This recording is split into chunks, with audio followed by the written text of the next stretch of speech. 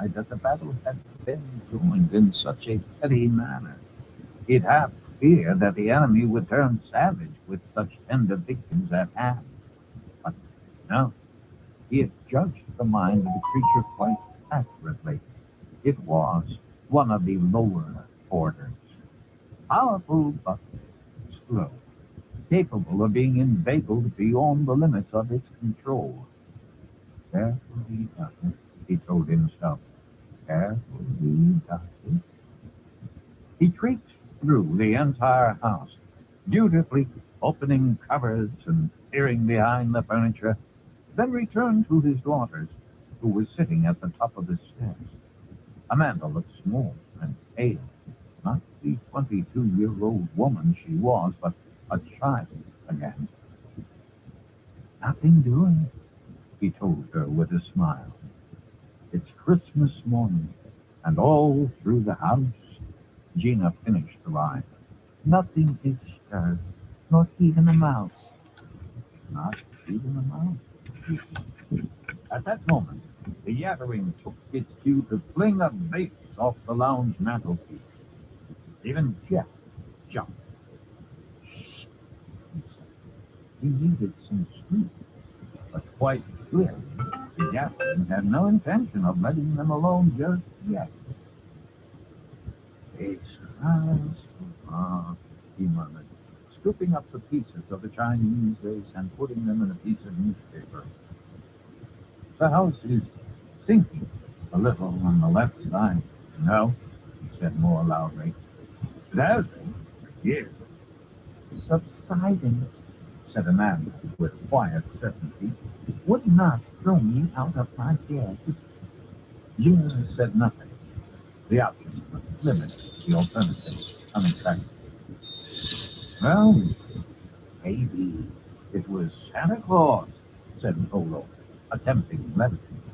He parceled up the pieces of the vase and wandered through into the kitchen, certain that he was being shadowed every step of the way. What else can it be? He threw the question over his shoulder as he stuffed the newspaper into the waistband. The only other explanation. Here, he became almost elated by his skimming so close to the truth. The only other possible explanation is too preposterous for words. It was an exquisite irony, denying the existence of the invisible world in the full knowledge that even now it breathed vengefully down his neck. You mean poltergeist? Said Gina. I mean anything that goes bang in the night. But we're grown-up people, aren't we? We don't believe in boogeymen. No, said Gina flatly. I don't. But I don't believe the house is subsiding either. Well, it'll have to for now, said Jack with nonchalant finality. Christmas starts here. We don't want to spoil it talking about gremlins now, do we? They laughed together. Gremlins? That's surely the to call the hellspawn a gremlin. The other, weak with frustration, acid tears boiling on its intangible cheeks, ground its teeth and its peace. There would be time yet to beat that atheistic smile off Jack Polo's smooth, fat face. Time of plenty. No half measures. From now on, no subtlety. It would be an all-out attack. Let there be blood. Let there be agony. They'd all break. Amanda was in the kitchen preparing Christmas dinner when the gathering mounted its next from the pink potted fire. Oh, little Father Christmas, how still we see light. The presents had been opened. The G&Ts were being downed. The house was one warm embrace from roof to cellar. In the kitchen, a sudden chill permeated the heat and the steam, making Amanda shiver. She crossed to the window, which was ajar to clear the air, and closed it. Maybe she was catching something. The Yattering watched her back as she busied herself about the kitchen, enjoying the domesticity for a day. Amanda felt the stare quite clearly. She turned round. Nobody. Nothing. She continued to wash the Brussels sprouts, cutting into one with a worm curled in the middle. She drowned it. The choir sang on. In the lounge, Jack was laughing with Gina about something. Then, a noise. A rattling at first, followed by a beating of somebody's fists against a door. Amanda dropped the knife into the bowl of sprouts and turned from the sink, following the sound. It was getting louder all the time, like something locked in one of the cupboards, desperate to escape. A cat caught in the box, or a... It was coming from the oven. Amanda's stomach turned as she began to imagine the worst.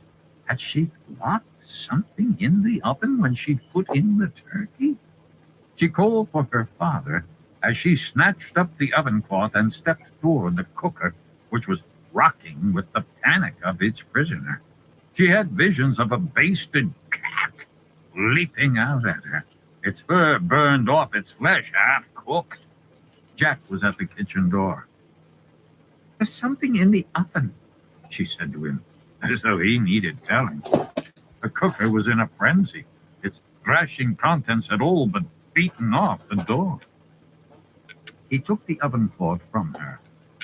"This is a new one," he thought. "You're better than I judged you to be.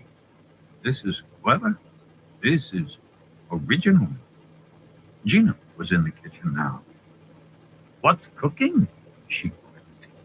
But the joke was lost as the cooker began to dance, and the pans of boiling water were twitched off the burners onto the floor. Scalding water seared Jack's leg. He yelled, stumbling back into Gina before diving at the cooker with a yell that wouldn't have shamed a samurai. The oven handle was slippery with heat and grease, but he seized it and flung the door down. A wave of steam and blistering heat rolled out of the oven, smelling of succulent turkey fat. But the bird inside had apparently no intentions of being eaten. It was flinging itself from side to side on the roasting tray, tossing gouts of gravy in all directions. Its crisp brown wings pitifully flailed and flapped. Its legs beat a tattoo on the roof of the oven. Then it seemed to sense the open door. Its wings stretched themselves out to either side of its stuffed bulk, and it half hopped, half fell onto the oven door in a mockery of its living self. Eggless, oozing stuffing and onions, it flopped around as though nobody had told the damn thing it was dead, while the fat still bubbled on its bacon-strewn back. Salut Chris, j'espère que tu vas bien. Amanda screamed. Jack dived for the door as the bird lurched into the air, blind but vengeful. What it intended to do once it reached its 3 cowering victims was never discovered. Gina dragged Amanda into the hallway with her father in hot pursuit, and the door was slammed closed as the blind bird flung itself against the paneling, beating on it with all its strength. Gravy seeped through the gap at the bottom of the door, dark and fatty. The door had no lock, but Jack reasoned that the bird was not capable of turning the handle.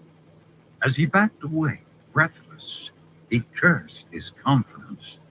The opposition had more up its sleeve than he'd guessed. Amanda was leaning against the wall, sobbing, her face stained with splotches of turkey grease. All she seemed able to do was deny what she'd seen, shaking her head and repeating the word "no" like a talisman, against the ridiculous horror that was still throwing itself against the door. Jack escorted her through to the lounge. The radio was still crooning carols which blotted out the din of the bird, but their promises of goodwill seemed small comfort. Gina poured a hefty brandy for her sister and sat beside her on the sofa, plying her with spirits and reassurance in about equal measure. They made little impression on Amanda. "What was that?" Gina asked her father, in a tone that demanded an answer. "I don't know what it was," Jack replied. "Mass hysteria?" Gina's displeasure was plain. Her father had a secret. He knew what was going on in the house, but he was refusing to cough up for some reason. "What do I call? The police or an exorcist?" "Neither." "For God's sake, there's nothing going on, Gina." "Really?" Her father turned from the window and looked at her. His eyes spoke what his mouth refused to say, that this was war. Jack was afraid. The house was suddenly a prison. The game was suddenly lethal. The enemy, instead of playing foolish games, meant harm, real harm, to them all. In the kitchen, the turkey had at last conceded defeat. The carols on the radio had withered into a sermon on God's benedictions. What had been sweet was sour and dangerous. He looked across the room at Amanda and Gina. Both, for their own reasons, were trembling. Polo wanted to tell them, wanted to explain what was going on. But the thing must be there, he knew, floating. He was wrong. The Yattering had retired to the attic, well satisfied with its endeavors. The bird, it felt, had been a stroke of genius. Now it could rest, recuperate. Let the enemy's nerves tatter themselves in anticipation. Then, in its own time, it would deliver the coup de grace. Idly, it wondered if any of the inspectors had seen his work with the turkey. Maybe they would be impressed by the Yattering's originality to improve its job prospects. Surely it hadn't gone through all those years of training simply to chase half-witted imbeciles like Polo. There must be something more challenging available than that. It felt victory in its invisible bones, and it was a good feeling. The pursuit of Polo would surely gain momentum now. His daughters would convince him, if he wasn't now quite convinced, that there was something terrible afoot. He would crack. He would crumble. Maybe he'd go classically mad. Tear out his hair, rip off his clothes, smear himself with his own excrement. Oh, yes, victory was close. And wouldn't his masters be loving then? Wouldn't it be showered with praise and power? One more manifestation was all that was required. One final inspired intervention, and Polo would be so much blubbering flesh. Tired, but confident, the Yattering descended into the lounge. Amanda was lying full length on the sofa, asleep. She was obviously dreaming about the turkey. Her eyes rolled beneath her gossamer lids. Her lower lip trembled. Gina sat beside the radio, which was silenced now. She had a book open on her lap, but she wasn't reading it. The gherkin importer wasn't in the room. Wasn't that his footstep on the stair? Yes. He was going upstairs to relieve his brandy-full bladder. Ideal timing. The Yattering crossed the room. In her sleep, Amanda dreamed something dark, flitting across her vision, something malign, something that tasted bitter in her mouth. Gina looked up from her book. The silver balls on the tree were rocking gently. Not just the balls, the tinsel and the branches, too. In fact, the tree, the whole tree was rocking as though someone had just seized hold of it. Gina had a very bad feeling about this. She stood up. The book slid to the floor. The tree began to spin. Christ, she said. Jesus Christ. Amanda slept on. The tree picked up momentum. Gina walked as steadily as she could across to the sofa and tried to shake her sister awake. Amanda, locked in her dreams, resisted for a moment. Father, said Gina. Her voice was strong and carried through into the hall. It also woke Amanda. Downstairs, Polo heard a noise like a whining dog. No, like two whining dogs. As he ran down the stairs, the duet became a trio. He burst into the lounge, half expecting all the hosts of hell to be in there, dog-headed, dancing on his beauties. But no, it was the Christmas tree that was whining like a pack of dogs as it spun and spun. The lights had long since been pulled from their sockets. The air stank of singed plastic and pine sap. The tree itself was spinning like a top, flinging decorations and presents off its tortured branches with the largesse of a mad king. Jack tore his eyes from the spectacle of the tree and found Gina and Amanda crouching, terrified, behind the sofa. Get out of here, he yelled. Even as he spoke, the television sat up impertinently on one leg and began to spin like the tree, gathering momentum quickly. The clock on the mantelpiece joined the pirouetting. The pokers beside the fire, the cushions, the ornaments, each object added its own singular note to the orchestration of whines which were building up second by second to a deafening pitch. The air began to brim with the smell of burning wood as friction heated the spinning tops to flash point. Smoke swirled across the room. Gina had Amanda by the arm and was dragging her toward the door, shielding her face against the hail of pine needles that the still accelerating tree was throwing off. Now the lights were spinning. The books, having flung themselves off the shelves, had joined the tarantella. Jack could see the enemy in his mind's eye, racing between the objects like a juggler spinning plates on sticks, trying to keep them all moving at once. It must be exhausting work, he thought. The demon was probably close to collapse. It couldn't be thinking straight. Overexcited, impulsive, vulnerable. This must be the moment, if ever there was a moment, to join battle at last, to face the thing, defy it, and trap it. For its part, the Yatterman was enjoying this orgy of destruction. It flung every movable object into the fray, setting everything spinning. It watched with satisfaction as the daughters twitched and scurried. It laughed to see the old man stare pop-eyed at this preposterous ballet. Surely he was nearly mad, wasn't he? The beauties had reached the door, their hair and skin full of needles. Polo didn't see them leave. He ran across the room, dodging a rain of ornaments to do so, and picked up a brass toasting fork, which the enemy had overlooked.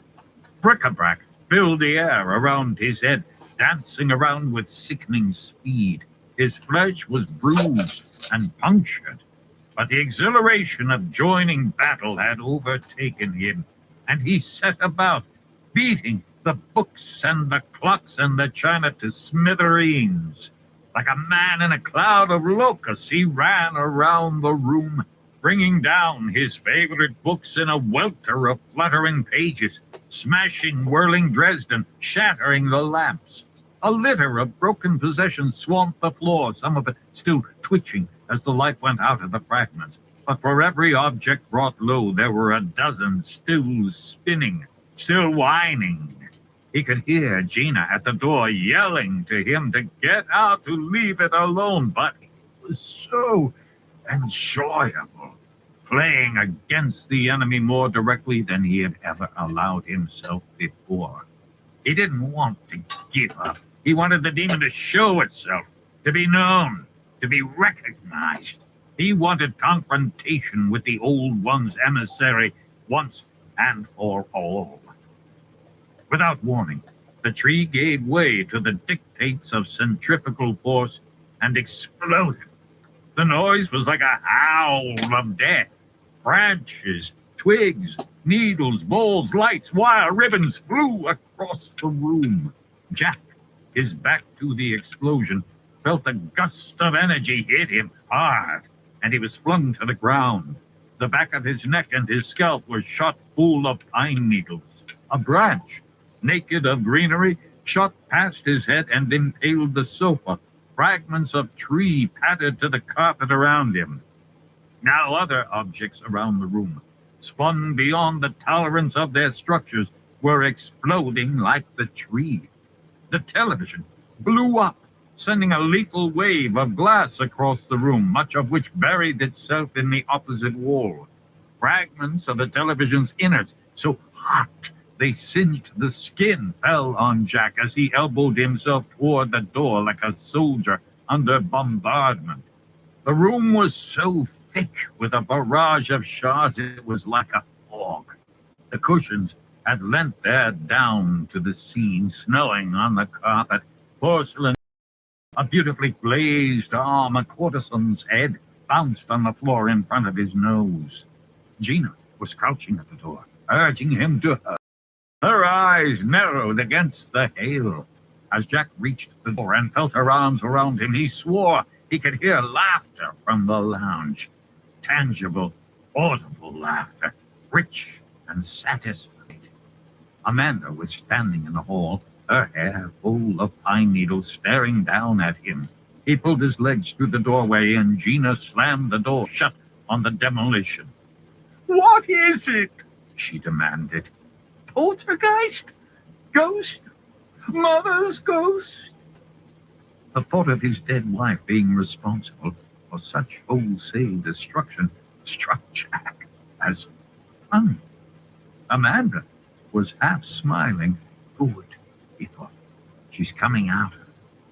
Then he met the vacant look in her eyes, and the truth dawned. She had broken. Her sanity had taken refuge where this fantastique couldn't get at it. "What's in there?" Gina was asking, her grip on his arm so strong it stopped the blood. "I don't know," he lied. "Amanda?" Amanda's smile didn't decay. She just stared on at him, through him. "You do know." "No, you're lying." "I think." He picked himself off the floor, brushing the pieces of porcelain, the feathers, the glass, off his shirt and trousers. "I think I shall go for a walk." Behind him, in the lounge, the last vestiges of whining had stopped. The air in the hallway was electric with unseen presences. It was very close to him, invisible as ever, but so close. This was the most dangerous time. He mustn't lose his nerve now. He must stand up, as though nothing had happened. He must leave Amanda be. Leave explanations and recriminations until it was all over and done with. "Walk," Gina said disbelievingly. "Yes, walk. I need some fresh air." Gotta break some more "You up. can't leave us here." "I'll find somebody to help us clear out." "But Mandy," "She'll get over it. Leave her be." That was hard. That was almost unforgivable. But it was set now. He walked unsteadily toward the front door. feeling nauseated after so much spinning. At his back, Gina was raging. You just can't leave! Are you out of your mind? I need the air, he said, as casually as his thumping heart and his parched throat would permit. So I'll just go out for a moment. No, the yattering said no, no, no. It was behind him. Polo could feel it. So angry now, so ready to twist off his head. Except that it wasn't allowed, ever, to touch him. But he could feel its resentment like a physical presence. He took another step toward the front door. It was with him still, dogging his every step. His shadow, his fetch, unshakable. Gina shrieked at him. You son of a bitch! Look at Mandy! She's lost her mind! No, he mustn't look at Mandy. If he looked at Mandy, he might weep. He might break down as the thing wanted him to. Then everything would be lost.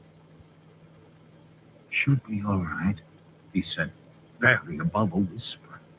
He reached for the front door handle. The demon bolted the door quickly, loudly. No temper left for pretense now. Jack, keeping his movements as even as possible, unbolted the door, top and bottom. It bolted again. It was thrilling, his game. It was also terrifying. If he pushed too far, surely the demon's frustration would override its lessons. Gently, smoothly, he unbolted the door again. Just as gently, just as smoothly, the yattering bolted. Jack wondered how long he could keep this up for. Somehow, he had to get outside. He had to coax it over the threshold. One step was all that the law required, according to his researches. One simple step. Unbolted, bolted, unbolted, bolted. Gina was standing 2 or 3 yards behind her father. She didn't understand what she was seeing, but it was obvious her father was doing battle with someone or something. Daddy, she began. Shut up, he said benignly, grinning as he unbolted the door for the 7th time. There was a shiver of lunacy in the grin. It was too wide and too easy. Inexplicably, she returned the smile. It was grim, but genuine. Whatever was at issue here, she loved him. Polo made a break for the back door. The demon was 3 paces ahead of him, scooting through the house like a sprinter and bolting the door before Jack could even reach the handle. The key was turned in the lock by invisible hands, then crushed to dust in the air. Jack feigned a move toward the window beside the back door, but the blinds were pulled down and the shutters slammed. The yattering, too concerned with the window to watch Jack closely, missed his doubling back through the house. When it saw the trick that was being played, it let out a little screech and gave chase, almost sliding into Jack on the smoothly polished floor. It avoided the collision only by the most balletic of maneuvers. That would be fatal indeed, to touch the man in the heat of the moment. Polo was again at the front door, and Gina, wise to her father's strategy, had unbolted it while the yattering and Jack fought at the back door. Jack had prayed she'd take the opportunity to open it. She had. It stood slightly ajar. The icy air of the crisp afternoon curled its way into the hallway. Jack covered the last yards to the door in a flash, feeling without hearing the howl of complaint the yattering loosed as it saw its victim escaping into the outside world. Hey, Sam Squash, how you doing, bro? It was not an ambitious creature. All it wanted at that moment, beyond any other dream, was to take this human skull between its palms and make a nonsense of it. Crush it to smithereens and pour the hot thought out onto the snow, to be done with Jack Gee, Polo, forever and forever. Was that so much to ask? Polo had stepped into the squeaky fresh snow, his slippers and trouser bottoms buried in chill. By the time the Fury reached the steps, Jack was already 3 or 4 yards away, marching up the path toward the gate, escaping. The Yattering howled again, forgetting its years of training. Every lesson it had learned, every rule of battle engraved on its skull was submerged by the simple desire to have Polo's life. It stepped over the threshold and gave chase. It was an unpardonable transgression. Somewhere in hell, the powers, long may they hold court, long may they shit light on the heads of the damned, felt the sin and knew the war for Jack Polo's soul was lost. Jack felt it too. He heard the sound of boiling water as the demon's footsteps melted to steam the snow on the path. It was coming after him. The thing had broken the first rule of its existence. It was forfeit. He felt the victory in his spine and his stomach. The demon overtook him at the gate. Its breath could clearly be seen in the air, though the body it emanated from had not yet become visible. Jack tried to open the gate, but the Yattering slammed it shut. Que sera, said Jack. The Yattering could bear it no longer. He took Jack's head in his hands, intending to crush the fragile bone to dust. The touch was its second sin, and it agonized the Yattering beyond endurance. It bayed like a banshee and reeled away from the contact, sliding in the snow and falling on its back. It knew its mistake. The lessons it had beaten into it came hurtling back. It knew the punishment, too, for leaving the house, for touching the man. It was bound to a new lord, enslaved to this idiot creature standing over me. Polo had won. He was laughing, watching the way the outline of the demon formed in the snow on the path. Like a photograph, developing on a sheet of paper, the image of the Fury came clear. The law was taking its toll. The Yattering could never hide from its master again. There it was, plain to Polo's eyes, in all its charmless glory. Maroon flesh and bright lidless eye, arms flailing, tail thrashing the snow to slush. You bastard, it said, its accent had an Australian lift. You will not speak unless spoken to, said Polo with quiet but absolute authority. Understood? The lidless eye clouded with humility. Yes, the Yattering said. Yes, Mr. Polo. Yes, Mr. Polo. Its tail slipped between its legs like that of a whipped dog. You must stand. Thank you, Mr. Polo. It stood. Not a pleasant sight, but one Jack rejoiced in nevertheless. They'll have you here, said the Yattering. You know, it said hesitantly. Name. He helps it not, it answered, proud to name its old master. The powers, hell itself? I don't think so, Polo mused. Not with you bound to me as proof of my skills. Aren't I better of them? The eye looked sullen. Aren't I? Yes, he conceded bitterly. Yes, you are the better of them.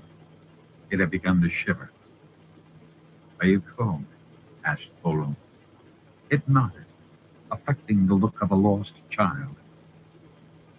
Then you need some exercise, he said. You'd better go back into the house and start tidying up. The Fury looked bewildered, even disappointed by this instruction. Nothing more? It asked incredulously. No miracles, no Helen of Troy, no flying. The thought of flying on a snow-spattered afternoon like this left Polo cold. He was essentially a man of simple tastes. All he asked for in life was the love of his children, a pleasant home, and a good trading price for gherkins. No flying, he said.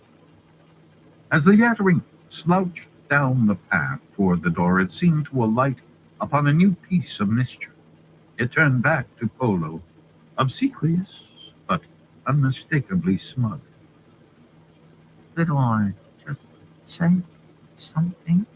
It said. Speak. It's only fair that I inform you that it's considered ungodly to have any contact with the likes of me. Heretical, even. Is that so? Ah, yes, said the Yattering, warming to its prophecy. People have been burned for less. Not in this day and age, Ola replied. But the seraphim will say, it said. And that means you'll never go to that place. What place? The Yattering fumbled for the special word it had heard Beelzebub use. Heaven, it said triumphant. An ugly grin had come onto its face. This was the cleverest maneuver it had ever attempted. It was juggling theology here. Jack nodded slowly, nibbling at his bottom lip. The creature was probably telling the truth. Association with it or its like would not be looked upon benignly by the host of saints and angels. He probably was forbidden access to the plains of paradise. Well, he said, you know what I have to say about that, don't you?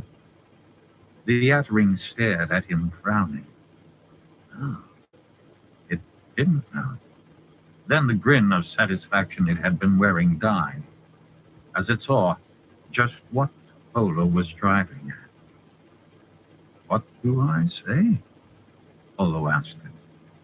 Defeated, the Yattering murmured the phrase. Hey, Cyril. Cyril. Polo smiled. There's a chance for you yet, he said, and led the way over the threshold, closing the door with something very like serenity on his face.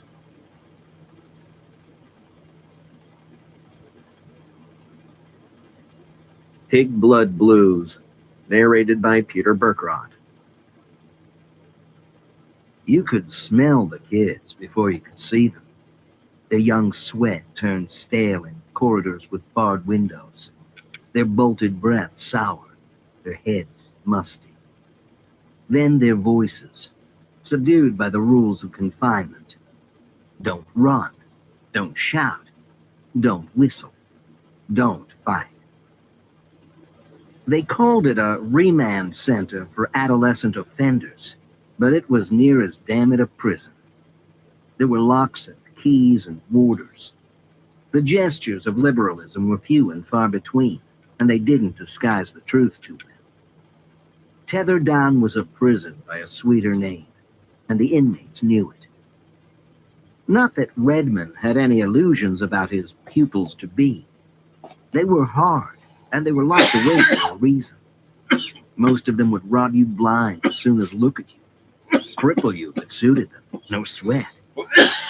He had too many years in the force to believe the sociological lie. He knew the victims and he knew the kids. They weren't misunderstood morons. They were quick and sharp and amoral, like the razors they hid under their tongues. They had no use for sentiment. They just wanted out. Welcome to Tetherdown. Was the woman's name Leverton? Leverfall? I'm Dr. Leverthall. Leverthall, yes. Hard big bitch he'd met it. We met at the interview. Yes. We're glad to see you, Mr. Redmond. Neil, please call me Neil. We try not to go on a first-name basis in front of the boys. We find they think they've got a finger into your private life. So I'd prefer you to keep Christian names purely for off-duty hours. She didn't offer hers. Probably something flinty. Yvonne, Lydia. He'd invent something appropriate. She looked 50 and was probably 10 years younger. No makeup. Hair tied back so severely he wondered her eyes didn't pop.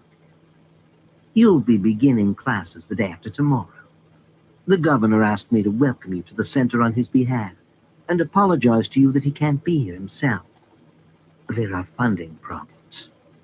Aren't there always? Regrettably, yes. I'm afraid we're swimming against the tide here. The general mood of the country is very law and order orientated.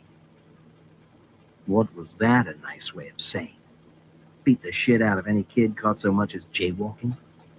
Yes, he'd been that way himself in his time. And it was a nasty little cul-de-sac. Every bit as bad as being sentimental. The fact is, we may lose Tetherdown altogether, she said, which would be a shame. I know it doesn't look like much, but it's home. He laughed. The joke fell among thieves. She didn't even seem to hear it. You. Her tone hardened. You have a solid, did she say sullied? Background in the police force. Our hope is that your appointment here will be welcomed by the funding authorities. So that was it. Token ex-policemen brought in to appease the powers that be, to show willing in the discipline department. They didn't really want him. They wanted some sociologist who'd write up reports on the effect of the class system, on brutality amongst teenagers. She was quietly telling him that he was the odd man out. I told you why I left the force. You mentioned it. Invalidated out. I wouldn't take a desk job. It was as simple as that. And they wouldn't let me do what I did best. Danger to myself, according to some of them. She seemed a little embarrassed by his explanation. Her, a psychologist, too. She should have been devouring this stuff. It was his private hurt he was making public here.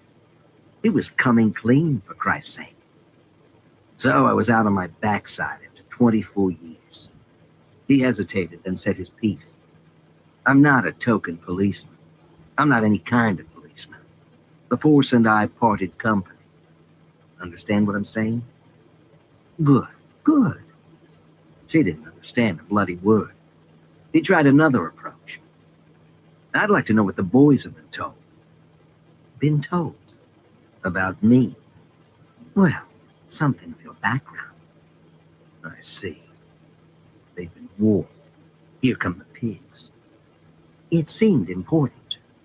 He grunted. You see, so many of these boys have real aggression problems. That's a source of difficulty for so very many of them. They can't control themselves, and consequently they suffer. He didn't argue, but she looked at him severely as though he had. Oh yes, they suffer. That's why we're at such pains to show some appreciation of their situation, to teach them that there are alternatives. She walked across to the window. From the second floor there was an adequate view of the grounds. Tetherdown had been some kind of estate, and there was a good deal of land attached to the main house. A playing field, its grass sere in the midsummer drought. Beyond it a cluster of outhouses, some exhausted trees, shrubbery, and then rough wasteland off to the wall. He'd seen the wall from the other side. Alcatraz would have been proud of it. We tried to give them a little freedom, a little education, and a little sympathy. There's a popular notion, isn't there, that delinquents enjoy their criminal activities. This isn't my experience at all. They come to me guilty, broken. One broken victim flicked a V at Leverthol's back as he sauntered along the corridor. Hair slicked down and parted in 3 places. A couple of homegrown tattoos on his forearm, unfinished. They have committed criminal acts, however, Redmond pointed out. Yes, but, and must presumably be reminded of the fact. I don't think they need any reminding, Mr. Redmond. I think they burn with guilt. She was hot on guilt, which didn't surprise him. They'd taken over the pulpit, these analysts. They were up where the Bible thumpers used to stand, with the threadbare sermons on the fires below, but with a slightly less colorful vocabulary. It was fundamentally the same story, though, complete with the promises of healing. The rituals were observed. And behold, the righteous shall inherit the kingdom of heaven. There was a pursuit on the playing field, he noticed. Pursuit, and now a capture. One victim was laying into another smaller victim with his boot. It was a fairly merciless display. Leverthol caught the scene at the same time as Red. Excuse me, I must... She started down the stairs. Your workshop is 3rd door on the left if you want to take a look, she called over her shoulder. I'll be right back. Like hell she would. Judging by the way the scene on the field was progressing, it would be a 3-crowbar job to prize them apart. Redmond wandered along to his workshop. The door was locked, but through the wired glass he could see the benches, the vises, the tools. Not bad at all. He might even teach them some woodwork if he was left alone long enough to do it. A bit frustrated not to be able to get in, he doubled back along the corridor and followed Leverthol downstairs, finding his way out easily onto the sunlit playing field. A little knot of spectators had grown around the fight, or the massacre, which had now ceased. Leverthol was standing, staring down at the boy on the ground. One of the warders was kneeling at the boy's head. The injuries looked bad. A number of the spectators looked up and stared at the new face as Redmond approached. There were whispers amongst them, some smiles. Redmond looked at the boy. Perhaps 16. He lay with his cheek to the ground as if listening for something in the earth. Lacey. Leverthol named the boy for Redmond. Is he badly hurt? The man kneeling beside Lacey shook his head. Not too bad. Bit of a fall, nothing broken. There was blood on the boy's face from his mashed nose. His eyes were closed. Peaceful. He could have been dead. Where's the bloody stretcher? Said the warder. He was clearly uncomfortable on the drought-hardened ground. They're coming, sir, said someone. Redmond thought it was the aggressor, a thin lad, about 19. The sort of eyes that could sour milk at 20 paces. Indeed, a small posse of boys was emerging from the main building, carrying a stretcher and a red blanket. They were all grinning from ear to ear. The band of spectators had begun to disperse now that the best of it was over. Not much fun picking up the pieces. Wait, said Redmond. Don't we need some witnesses here? Who did this? There were a few casual shrugs, but most of them played deaf. They sauntered away as if nothing had been said. Redmond said, We saw it, from the window. Leverthol was offering no support. Didn't we? He demanded of her. It was too far to lay any blame, I think. But I don't want to see any more of this kind of bullying. Do you all understand me? She'd seen Lacey and recognized him easily from that distance. Why not the attacker, too? Redmond kicked himself for not concentrating. Without names and personalities to go with the faces, it was difficult to distinguish between them. The risk of making a misplaced accusation was high, even though he was almost sure of the curdling-eyed boy. This was no time to make mistakes, he decided. This time he'd have to let the issue drop. Leverthal seemed unmoved by the whole thing. "Lacey," she said quietly. "It's always Lacey." "He asks for it," said one of the boys with the stretcher, brushing a sheaf of blonde white hair from his eyes. "He doesn't know no better." Ignoring the observation, Leverthal supervised Lacey's transfer to the stretcher and started to walk back to the main building with Redmond in tow. It was all so casual. "Not exactly wholesome, Lacey," she said cryptically, almost by way of explanation, and that was all. So much for compassion. Redmond glanced back as they tucked the red blanket around Lacey's still form. Two things happened, almost simultaneously. The first, somebody in the group said, "That's the pig." The second, Lacey's eyes opened and looked straight into Redmond, wide, clear, and true. Redmond spent a good deal of the next day putting his workshop in order. Many of the tools had been broken or rendered useless by untrained handling. Saws without teeth, chisels that were chipped and edgeless, broken vices. He'd need money to resupply the shop with the basics of the trade. But now wasn't the time to start asking. Wiser to wait and be seen to do a decent job. He was quite used to the politics of institutions. The force was full of it. About 4:30, a bell started to ring, a good way from the workshop. He ignored it, but after a time his instincts got the better of it. Bells were alarms, and alarms were sounded to alert people. He left his tidying, locked the workshop door behind him, and followed his ears. The bell was ringing in what was laughingly called the hospital unit. 2 or 3 rooms closed off from the main block and prettied up with a few pictures and curtains at the windows. There was no sign of smoke in the air, so it clearly wasn't a fire. They were shouting, though. More than shouting. A howl. He quickened his pace along the interminable corridors, and as he turned a corner toward the unit, a small figure ran straight into him. The impact winded both of them, but Redmond grabbed the lad by the arm before he could make off again. The captain was quick to respond, lashing out with his shoeless feet against Redmond's shin.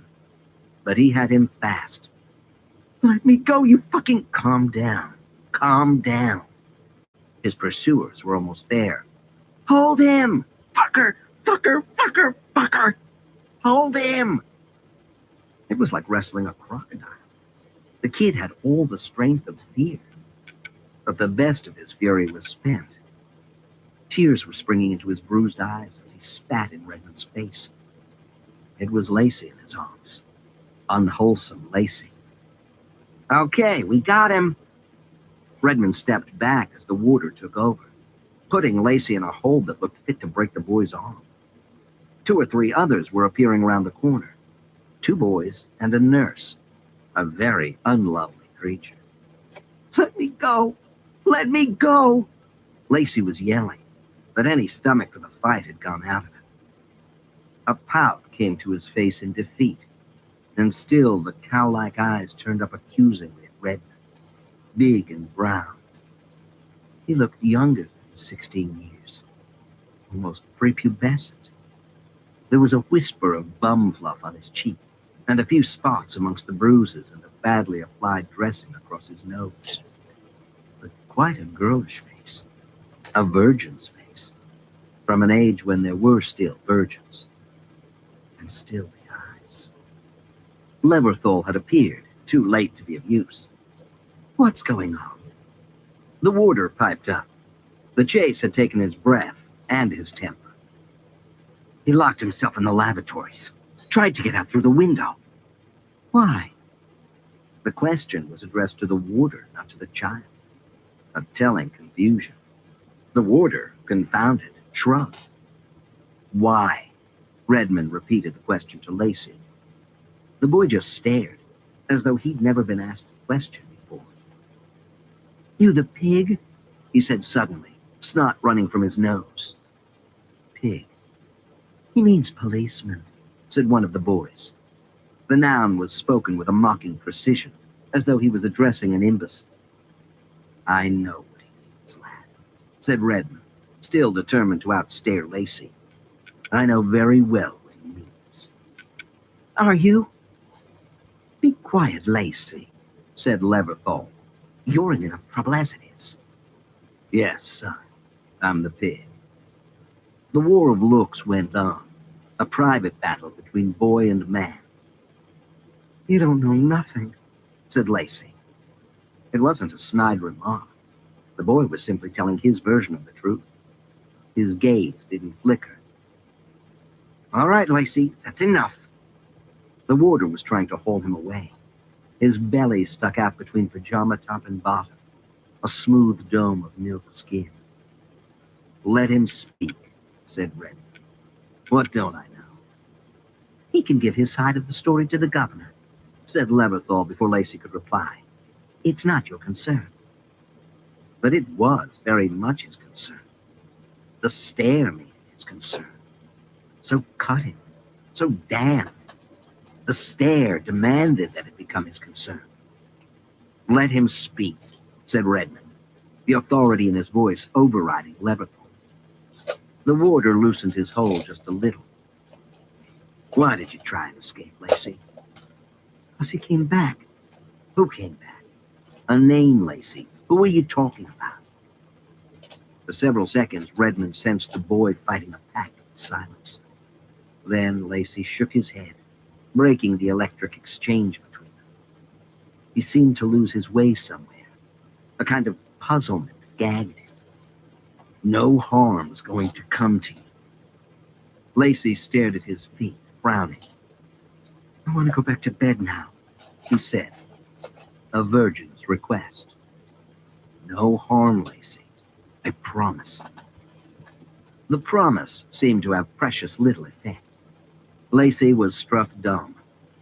But it was a promise, nevertheless, and he hoped Lacey realized that. The kid looked exhausted by the effort of his failed escape, of the pursuit, of staring.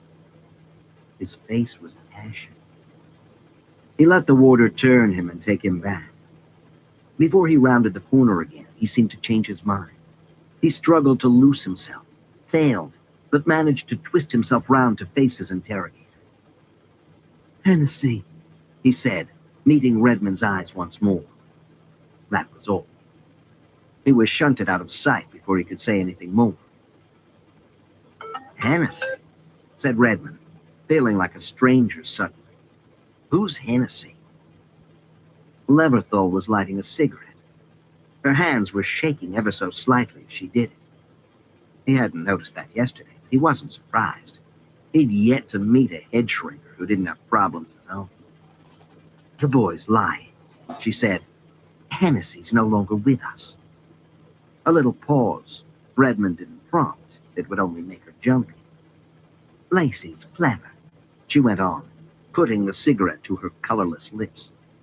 He knows just the spot. Eh? You're new here, and he wants to give you the impression that he's got a mystery all of his own. It isn't a mystery, then? Hennessy? She snorted. Good God, no. He escaped custody in early May. He and Lacey. She hesitated without wanting to. He and Lacey had something between them. Drugs, perhaps. We never found out. Glue sniffing. Mutual masturbation. God knows what. She really did find the whole subject unpleasant. Distaste was written over her face in a dozen type places. How did Hennessy escape? We still don't know, she said. He just didn't turn up for roll call one morning. The place was searched from top to bottom, but he'd gone. Is it possible he'd come back? A genuine laugh. Jesus, no, he hated the place. Besides, how could he get in? He got out. Leverthal conceded the point with a murmur. He wasn't especially bright, but he was cunning.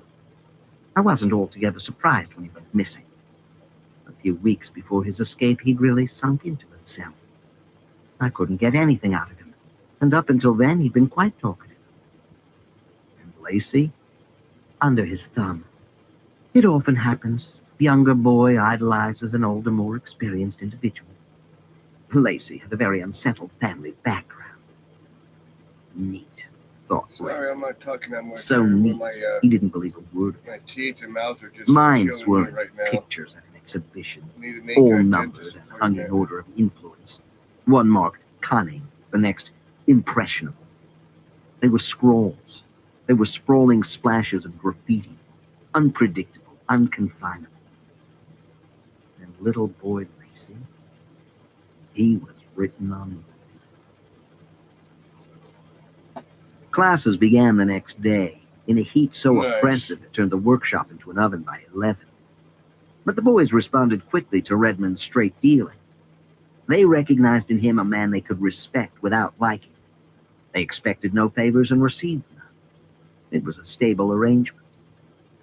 Redmond found the staff on the whole less communicative than the boys. An oddball bunch, all in all. Not a strong heart amongst them, he decided.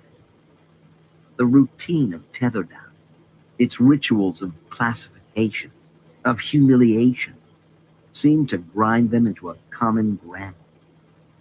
Increasingly, he found himself avoiding conversation with his peers. The workshop became a sanctuary, a home from home, Oh no, smelling he's of asleep on newly his cut bed right wood now. and bodies. He's being It was good. not until the following Monday that one of the boys mentioned the farm. Nobody had told him it was a farm on the grounds of the center, and the idea struck Redmond as absurd. Right. Nobody much Got goes that down blink there, and it all went to said his head. Creeley, one of the worst woodworkers on God's earth. It stinks. Got that and became General a laughter. hellraiser. All right, lads, settle down. The laughter subsided, laced with a few whispered jibes. Where is this farm, Creeley? It's I not messed even a up farm, about me really, having to sir, make a said Creeley, chewing his dentist tongue. appointment as I an have a incessant slight routine. phobia against It's just a few dentists. huts. Stink, they do, sir. Especially now. He pointed out of the window to the wilderness beyond the playing field. Since he'd last looked out at the site, I'll be the first right day back. with Leverthal, the wasteland had ripened in the sweaty heat, ranker with weeds than ever. Creeley pointed out a distant brick wall, all but hidden behind a shield of shrubs. See it, sir? Yes, I see it. That's the sty, sir. Another round of snickers. What's so funny? He wheeled on the glass. A dozen heads snapped down to their work. I wouldn't go down there, sir.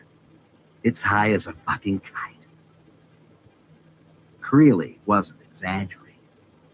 Even in the relative cool of the late afternoon, the smell wafting off the farm was stomach-turning.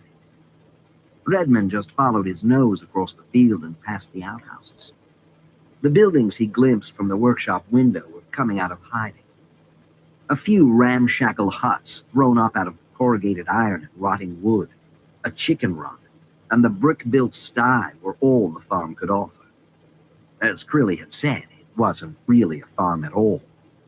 It was a tiny, domesticated dachau, filthy and forlorn.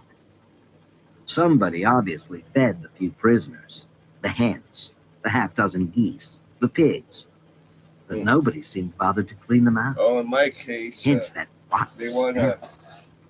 The pigs, particularly, They were living in a wanna bed pull of their own my cheese. ordure. Islands of dung cooked to perfection in the sun, peopled with thousands of flies. They're definitely The sty itself was divided into two separate compartments, divided by a several high days. brick wall. In the forecourt of one, a small mottled pig lay on its side in the filth, its flank alive with ticks and bugs. Another, smaller pig could be glimpsed in the gloom of the interior, lying on shit-thick straw. Neither showed any interest in Redmond. The other compartment seemed empty. There was no excrement in the forecourt, and far fewer flies amongst the straw. The accumulated smell of old fecal matter was no less acute, however, and Redmond was about to turn away when there was a noise from inside, and a great bulk righted itself. He leaned over the padlocked wooden gate, blotting out the stench by an act of will, and peered through the doorway of the Nice sty. fire. The pig came out to look at him.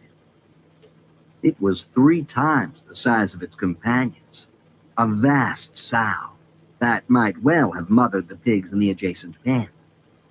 But where her farrow were filthy flanked, the sow was pristine, her blushing pink frame radiant with good health. Her sheer size impressed Redmond. She must have weighed twice what he weighed, he guessed. An altogether formidable creature. A glamorous animal in her gross way, with her curling blonde lashes and the delicate down on her shiny snout that coarsened to bristles around her lolling ears, and the oily, fetching look in her dark brown eyes. Redmond, a city boy, had seldom seen the living truth behind, or previous to, Yeah, so the reason meat that on his plate. I'm not looking forward This to it. wonderful porker came as a revelation. The bad press that he'd They're gonna always wanna believed pull about pigs, All of them. the reputation that made the very name a synonym I for never did foulness, take all too that good was care of given my the lie. teeth. The sow was beautiful, I use mouthwash all from the her time. snuffling I just didn't do snout much of anything to the else. delicate corkscrew of her tail, a seductress on trotters. Her eyes regarded Redmond as an equal, he had no doubt of that, admiring him rather less than he admired her. She was safe in her hand, he in his. Then her They were toe right equal here down under to a the glittering jawbone. sky. So that's probably Close to her, not a her good body sign. smelled sweet. Somebody had clearly been there that very morning, sluicing her down and feeding her. Her trough, Redmond now noticed, still brimmed with a mush of slops, the remains of yesterday's meal. She hadn't touched it. She was no glutton. Soon she seemed to have the sum of him, and grunting quietly, she turned around on her nimble feet and returned to the cool of the interior. The audience was over. That night, he went to find Lacey. The boy had been removed from the hospital unit and put in a shabby room of his own. He was apparently still being bullied by the other boys in his dormitory, and the alternative was this solitary confinement. Redmond found him sitting on a carpet of old comic books, staring at the wall. The lurid covers of the comics made his face look milkier than ever. The bandage had gone from his nose, and the bruise on the bridge was yellowing. He shook Lacey's hand, and the boy gazed up at him. There was a real turnabout since their last meeting. Lacey was calm, even docile. The handshake, a ritual Redmond had introduced whenever he met boys out at the workshop, was weak. "Are you well?" The boy nodded. "Do you like being alone?" "Yes, sir." "You'll have to go back to the dormitory eventually." Lacey shook his head. "You can't stay here forever, you know." "Oh, I know that, sir." "You'll have to go back." Lacey nodded.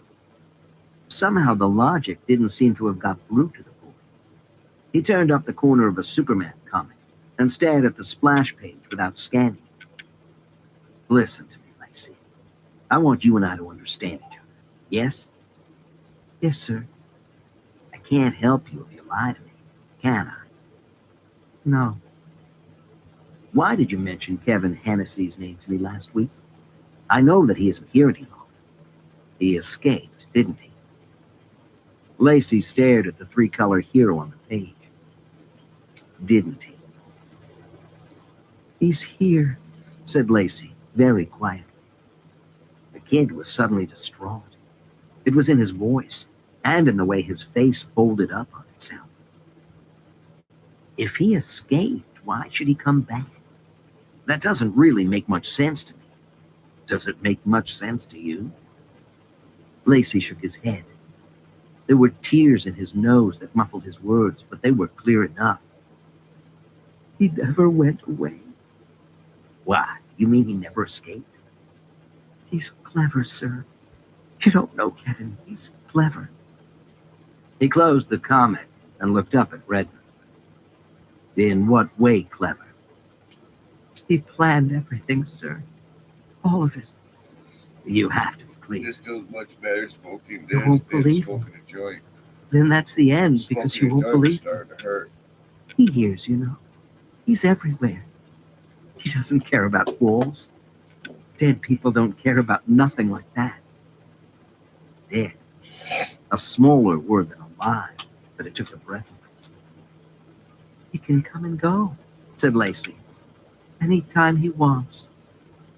Are you saying Hennessy is dead? Said Redmond. Be careful, Lacey. The boy hesitated. He was aware that he was walking a tightrope, very close to losing his protector. You promised, he said suddenly, cold as ice. Promised no harm would come to you. It won't. I said that and I meant it. But that doesn't mean you can tell me lies, Lacey. What lies, sir? Hennessy isn't dead. He is, sir. They all know he is. He hanged himself.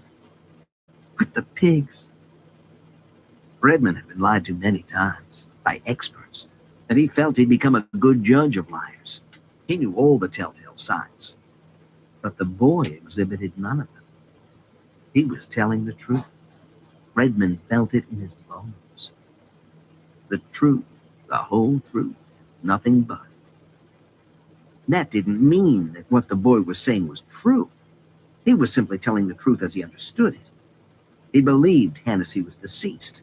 That proved nothing. If Hennessy were dead, he is, sir. If he were, how could he be here? The boy looked at Redmond without a trace of guile in his face. Don't you believe in ghosts, sir? So transparent a solution had flummoxed Redmond. Hennessy was dead, yet Hennessy was here. Hence, Hennessy was a ghost. Don't you, sir? The boy wasn't asking a rhetorical question. He demanded a reasonable answer to his reasonable question. No, boy, said Redmond. No, I don't. Lacey seemed unruffled by this conflict of opinion. You'll see, he said simply. You'll see. In the sty, at the perimeter of the grounds, the great nameless sow was hungry.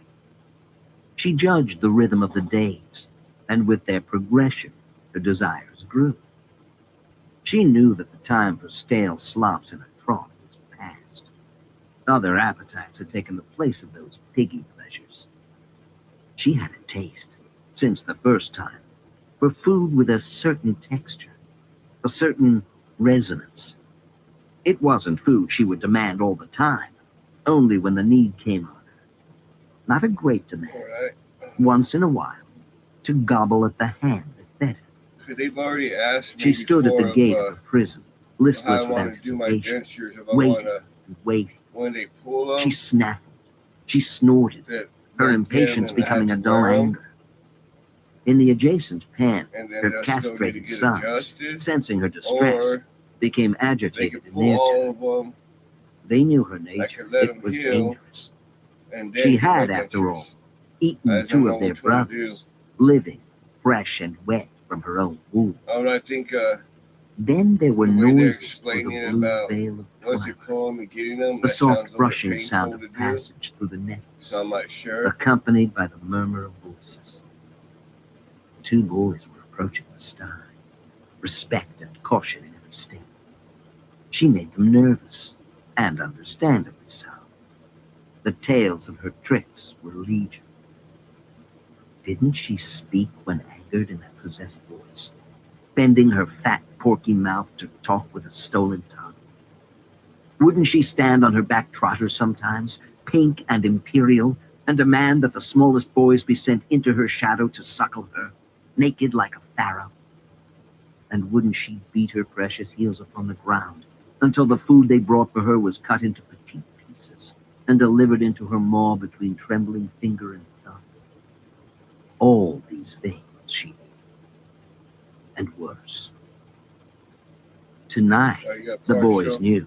Nice. They had not I brought what used she to have wanted. one, but It was not I've the got meat she more was pulled due that lay on the to plate where they it makes kept, it useless.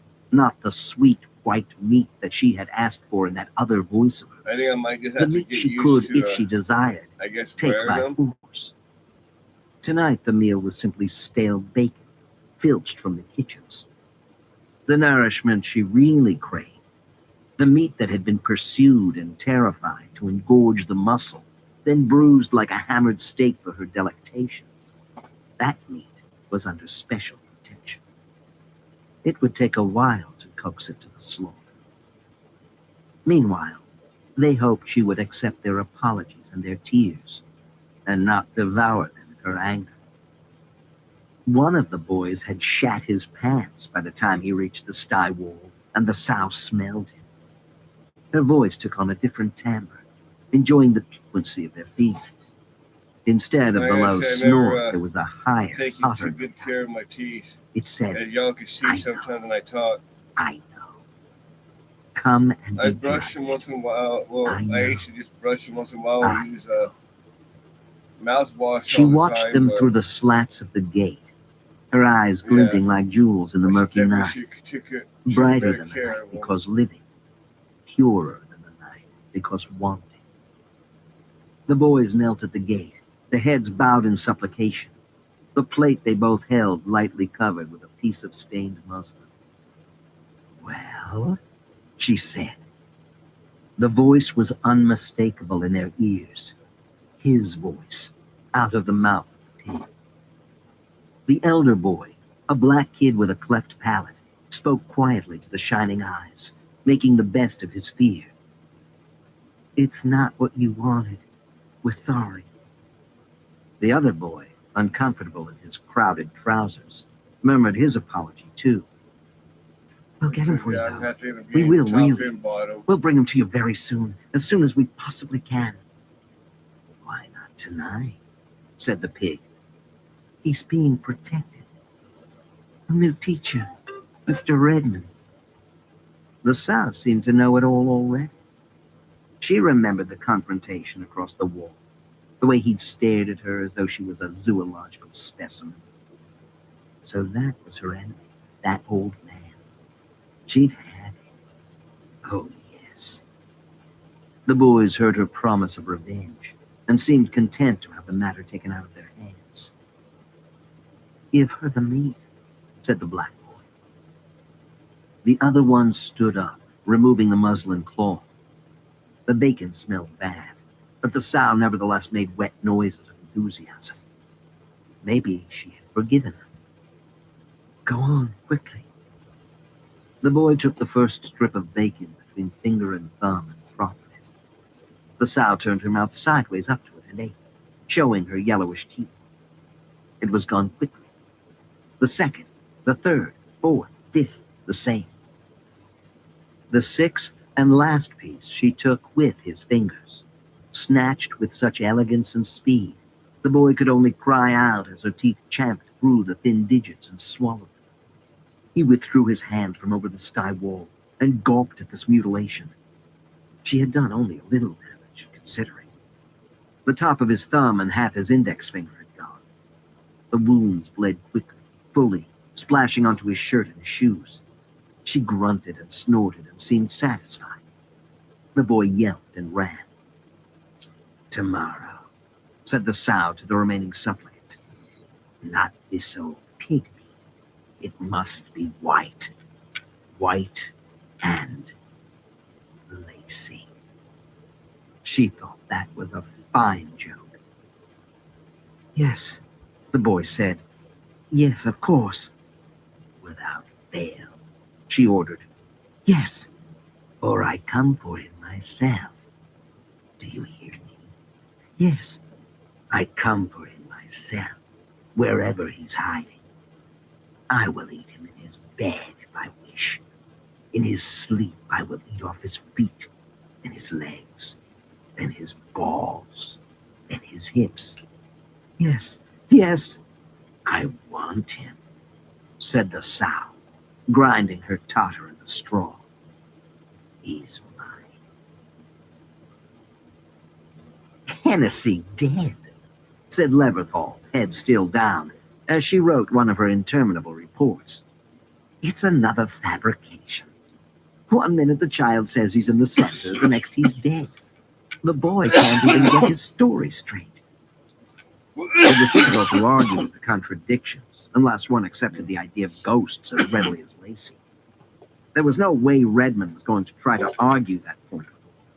That part was a nonsense. Ghosts were foolishness, just fears made visible. But the possibility of Hennessy's suicide made more sense to her. He pressed on with his argument.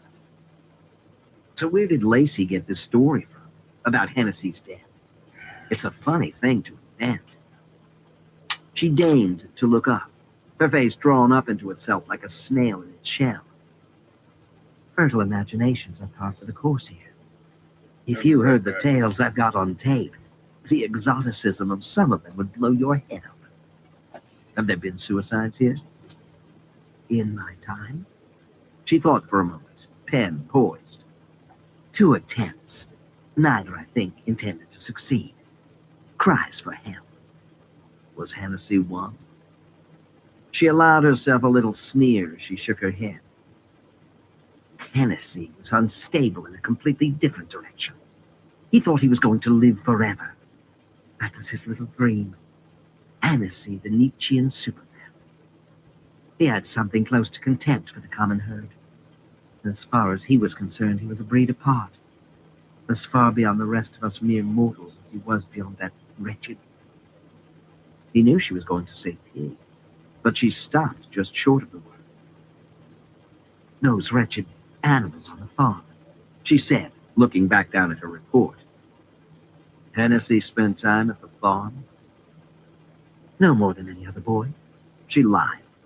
None of them like farm duties, but it's part of the work rota. Mucking out isn't a very pleasant occupation. I can testify to that. The lie he knew she told made Redmond keep back Lacey's final detail, that Hennessy's death had taken place in the pigsty. He shrugged and took an entirely different tack. Is Lacey under medication? Some sedatives. Are the boys always sedated when they've been in a fight? Only if they try to make escapes. We haven't got enough staff to supervise the likes of Lacey. I don't see why you're so concerned. I want him to trust me. I promised him. I don't want him let down. Frankly, all this sounds suspiciously like special pleading. The boy's one of many. No unique problems, and no particular hope of redemption. Redemption? It was a strange word. Rehabilitation, whatever you choose to call it. Look, Redmond, I'll be frank. There's a general feeling that you're not really playing ball here. Oh? We all feel, I think this includes the governor, that you should let us go about our business the way we're used to. Learn the ropes before you start interfering. She nodded. It's as good a word as any. You're making enemies. Thank you for the warning. This job's difficult enough without enemies. Believe me. She attempted a conciliatory look, which Redmond ignored. Enemies he could live with. Liars he couldn't. The governor's room was locked, as it had been for a full week now. Explanations differed as to where he was. Meetings with funding bodies was a favorite reason touted amongst the staff, though the secretary claimed she didn't exactly know. There were seminars at the university he was running, somebody said, to bring some research to bear on the problems of remand centers. Maybe the governor was at one of those. If Mr. Redmond wanted, he could leave a message. The governor would get it. Back in the workshop, Lacey was waiting for him. It was almost 7:15. Classes were well over. What are you doing here? Waiting, sir. What for? You, sir. I wanted to give you a letter, sir. From me, man. Will you get it to her? You can send it through the usual channels, can't you? Give it to the secretary. She'll forward it. You're allowed 2 letters a week. Lacey's face fell. They read them, sir, in case you write something you shouldn't. And if you do, they burn them. And you've written something you shouldn't? He nodded. What? About Kevin. I told her all about Kevin, about what happened to him. I'm not sure you've got your facts right about Hennessy. The boy shrugged. It's true, sir, he said quietly, apparently no longer caring if he convinced Redmond or not. It's true. He's there, sir. In her. In who? What are you talking about? Maybe Lacey was speaking, as Leverthal had suggested, simply out of fear. There had to be a limit to his patience with the boy, and this was just about it. A knock on the door, and a spotty individual called Slate was staring at him through the wired glass. Come in. Urgent telephone call, please, sir. In the secretary's office. Redmond hated the telephone. Unsavory machine. It never brought good tidings. Urgent? From who? Slate shrugged and picked at his face. Stay with Lacey, will you?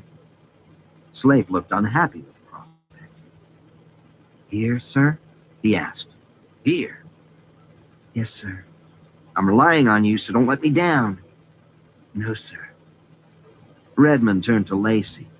The bruised look was a wound now, open as he wept. Give me your letter. I'll take it to the office. Lacey had thrust the envelope into his pocket. He retrieved it unwillingly and handed it across to Redmond. Say thank you. Thank you, sir. The corridors were empty. It was television time, and the nightly worship of the box had begun. They would be glued to the black and white set that dominated the recreation room, sitting through the pap of cop shows and game shows and Wars from the World shows, with their jaws open and their minds closed. The hypnotized silence would fall on the assembled company, until a promise of violence or a hint of sex. Then the room would erupt in whistles, obscenities, and shouts of encouragement, only to subside again into sullen silence during the dialogue, as they waited for another gun, another breast. He's usually chewing. He could hear gunfire and music even now, echoing down the corridor. The office was open, but the secretary wasn't there. Gone home, presumably. The clock in the office said 8:19. Redmond amended his watch. The telephone was on the hook. Whoever had called him had tired of waiting, leaving no message. Relieved as he was that the call wasn't urgent enough to keep the caller hanging on, he now felt disappointed not to be speaking to the outside world. Like Crusoe seeing a sail, only to have it sweep by his island. Ridiculous. This wasn't his prison. He could walk out whenever he liked. He would walk out that very night, and be Crusoe no longer. He contemplated leaving Lacey's letter on the desk, but thought better of it. He had promised to protect the boy's interests, and that he would do. If necessary, he'd post the letter himself. Thinking of nothing in particular, he started back toward the workshop. Vague wisps of unease floated in his system, clogging his responses. Sighs sat in his throat, scowls on his face. This damn place, he said aloud, not meaning the walls and the floors, but the trap they represented. He felt he could die here with his good intentions arrayed around him like flowers around a stiff, and nobody would know or care or mourn. Idealism was weakness here, compassion and indulgence. Unease was all. Unease and silence. That was what was wrong. Though the television still popped and screamed down the corridor, there was silence accompanying it. No wolf whistles, no cat calls. Redmond started back to the vestibule and down the corridor to the recreation room.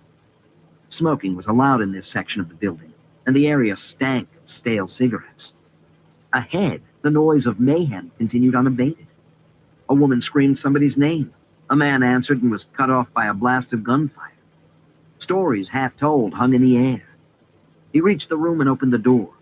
The television spoke to him. Get down! He's got a gun! Another shot. The woman, blonde, big-breasted, took the bullet in her heart and died on the sidewalk beside the man she'd loved. The tragedy went unwatched. The recreation room was empty. The old armchairs and graffiti-carved stools placed around the television set for an audience who had better entertainment. Redmond wove between the seats and turned the television off. As the silver-blue fluorescence died and the insistent beat of the music was cut dead, he became aware, in the gloom, in the hush, of somebody at the door. Who is it? Slape, sir. I told you to stay with Lacey. He had to go, sir. Go! He ran off, sir. I couldn't stop him. Damn you! What do you mean you couldn't stop him? Redmond started to recross the room, catching his foot on a stool. It scraped on the linoleum. Little protest. Slape twitched. I'm sorry, sir, he said. I couldn't catch him. I've got a bad foot. Yes, Slape did limp. Which way did he go? Slape shrugged. Not sure, sir. Well, remember! No need to lose your temper, sir. The sir was slurred, a parody of respect. Redmond found his hand itching to hit this pus-filled adolescent. It was within a couple of feet of the door. Slape didn't move aside. Out of my way, Slape. Really, sir, there's no way you can help him now. He's gone. I said out of my way. As he stepped forward to push Slape aside, there was a click at navel level, and the bastard had a flick knife pressed to Redmond's belly. The point bit the fat of his stomach. There's really no need to go after him, sir. What in God's name are you doing, Slape? We're just playing a game, he said through teeth gone gray. There's no real harm in it. Best leave well alone. The point of the knife had drawn blood. Warmly, it wended its way down into Redmond's groin. Slape was prepared to kill him, no doubt of that. Whatever this game was, Slape was having a little fun all of his own. Killing teacher, it was called. The knife was still being pressed, infinitesimally slowly, through the wall of Redmond's flesh. The little rivulet of blood had thickened to a stream. Kevin likes to come out and play once in a while, said Slape. Hennessy? Yes. You like to call us by our second names, don't you? That's more manly, isn't it? That means we're not children. That means we're men. Kevin isn't quite a man, though, you see, sir. He never wanted to be a man. In fact, I think he hated the idea. You know why? The knife divided muscle now, just gently. He thought, once you were a man, you started to die. And Kevin used to say he'd never die. Never die. Never. I want to meet him. Everybody does, sir. He's charismatic. That's the doctor's word for him.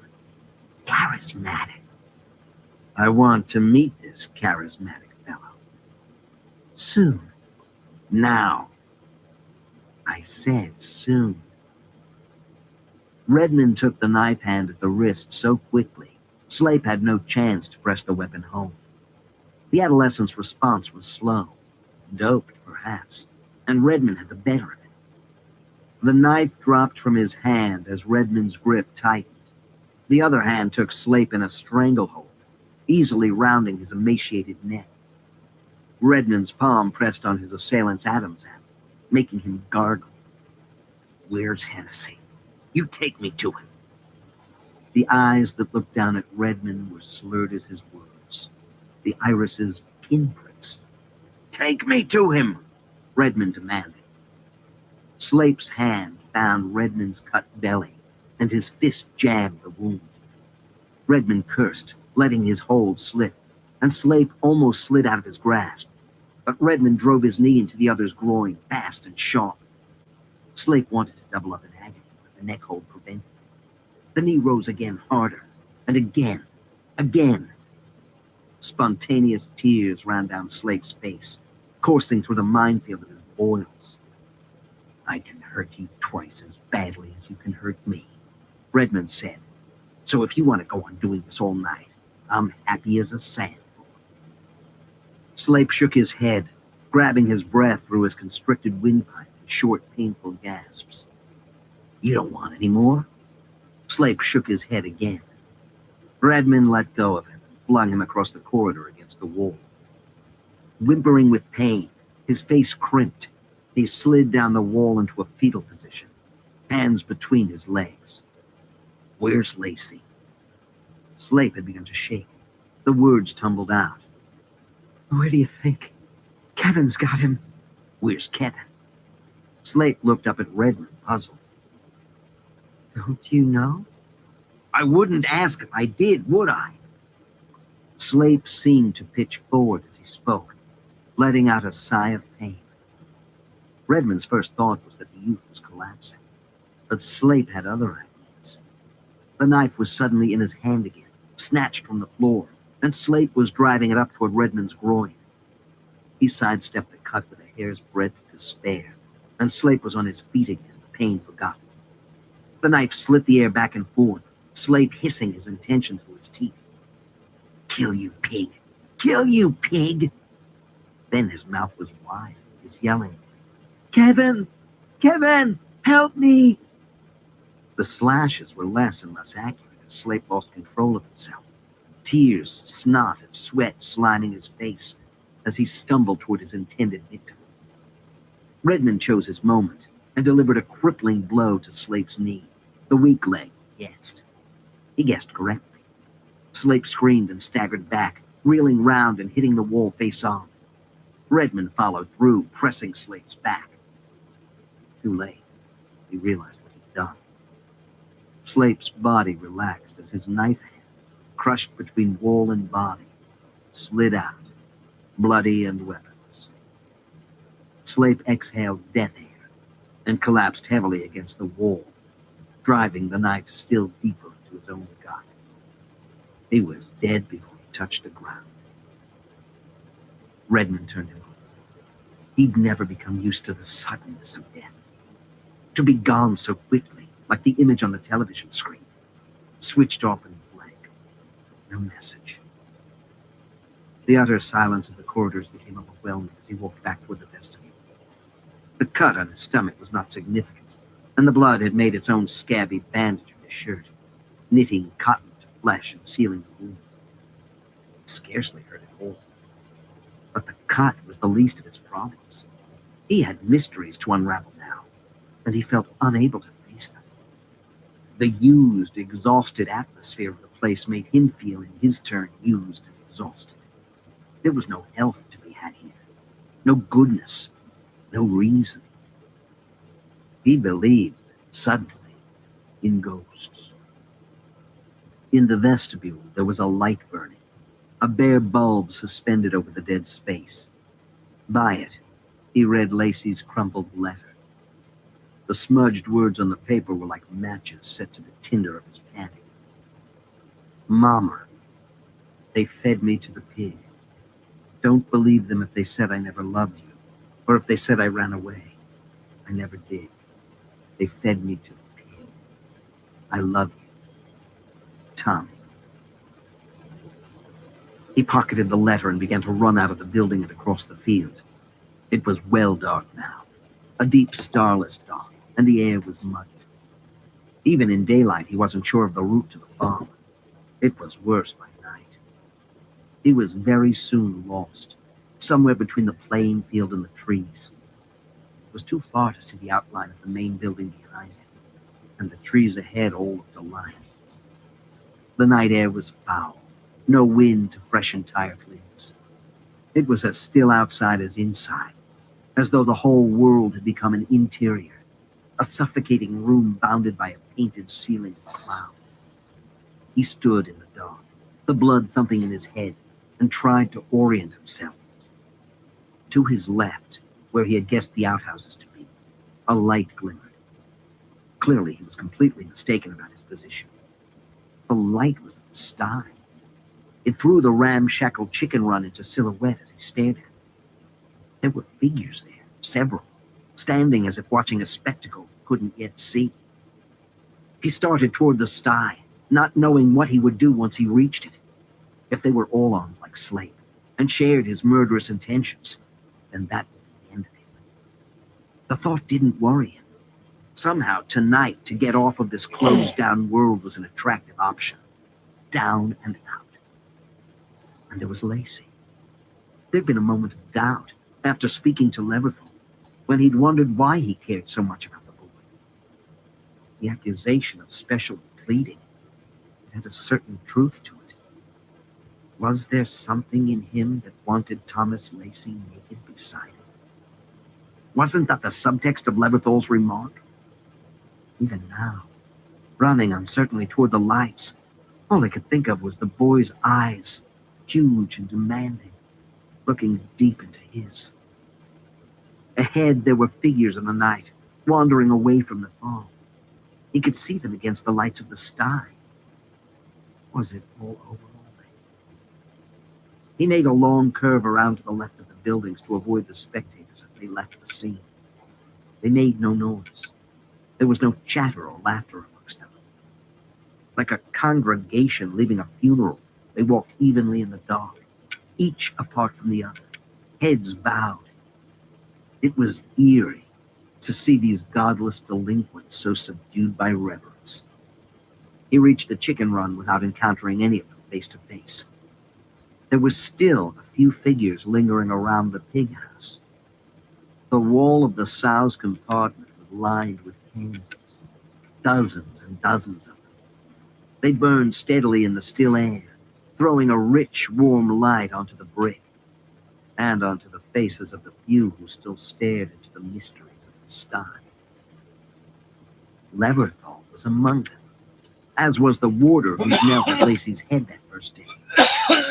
2 or 3 boys were there too, whose faces he recognized but could put no name to. There was a noise from the sky, the sound of the sow's feet on the straw as she accepted the stairs. Somebody was speaking, but he couldn't make out who. An adolescent's voice with a lilt to it. As the voice halted in its monologue, the warder and another of the boys broke rank, as if dismissed, and turned away into the dark. Redmond crept a little closer. Time was of the essence now. Soon the first of the congregation would have crossed the field and be back in the main building. They'd see Slape's corpse, raise the alarm. He must find Lacey now, if indeed Lacey was still to be found. Leverthal saw him first. She looked from the sty and nodded a greeting, apparently unconcerned by his arrival. It was as if his appearance at this place was inevitable, as if all routes led back to the farm, to the straw house and the smell of excrement. It made a kind of sense that she believed it. He almost believed it himself. Leverthal, he said. She smiled at him openly. The boy beside her raised his head and smiled too. "Are you Hennessy?" he asked, looking at the boy. The youth laughed, and so did Leverthal. "No," she said. No. Hennessy is here." She pointed to the sty. Redmond walked the few remaining yards to the wall of the sty, expecting and not daring to expect the straw and the blood and the pig and Lacey. But Lacey wasn't there. Just the sow, big and beady as ever, standing amongst pats of her own ordure, her huge, ridiculous ears flapping over her eyes. "Where's Hennessy?" asked Redmond, meeting the sow's gaze. "Here," said the boy. "This is a pig." "She ate him," said the youth, still smiling. He obviously thought the idea delightful. "She ate him, and he speaks out of her." Redmond wanted to laugh. This made Lacey's tales of ghosts seem almost plausible by comparison. They were telling him the pig was possessed. Did Hennessy hang himself, as Tommy said? Leverthal nodded. In the sty? Another nod. Suddenly, the pig took on a different aspect. In his imagination, he saw her reaching up to sniff at the feet of Hennessy's twitching body, sensing the death coming on, salivating at the thought of its flesh. He saw her licking the dew that oozed from its skin as it rotted, lapping at it, nibbling daintily at first, then devouring. It wasn't too difficult to understand how the boys could have made a mythology of that atrocity, inventing hymns to attending upon the pig like a god. The candles, the reverence, the intended sacrifice of Lacey. It was evidence of sickness, but it was no more strange than 1,000 other customs of faith. He even began to understand Lacey's lassitude, his inability to fight the powers that overtook him. Mama, they fed me to the pig. Not Mama helped me, save me, just they gave me to the pig. All this he could understand. They were children, many of them undereducated, some verging on mental instability, all susceptible to superstition. But that didn't explain Leverthal.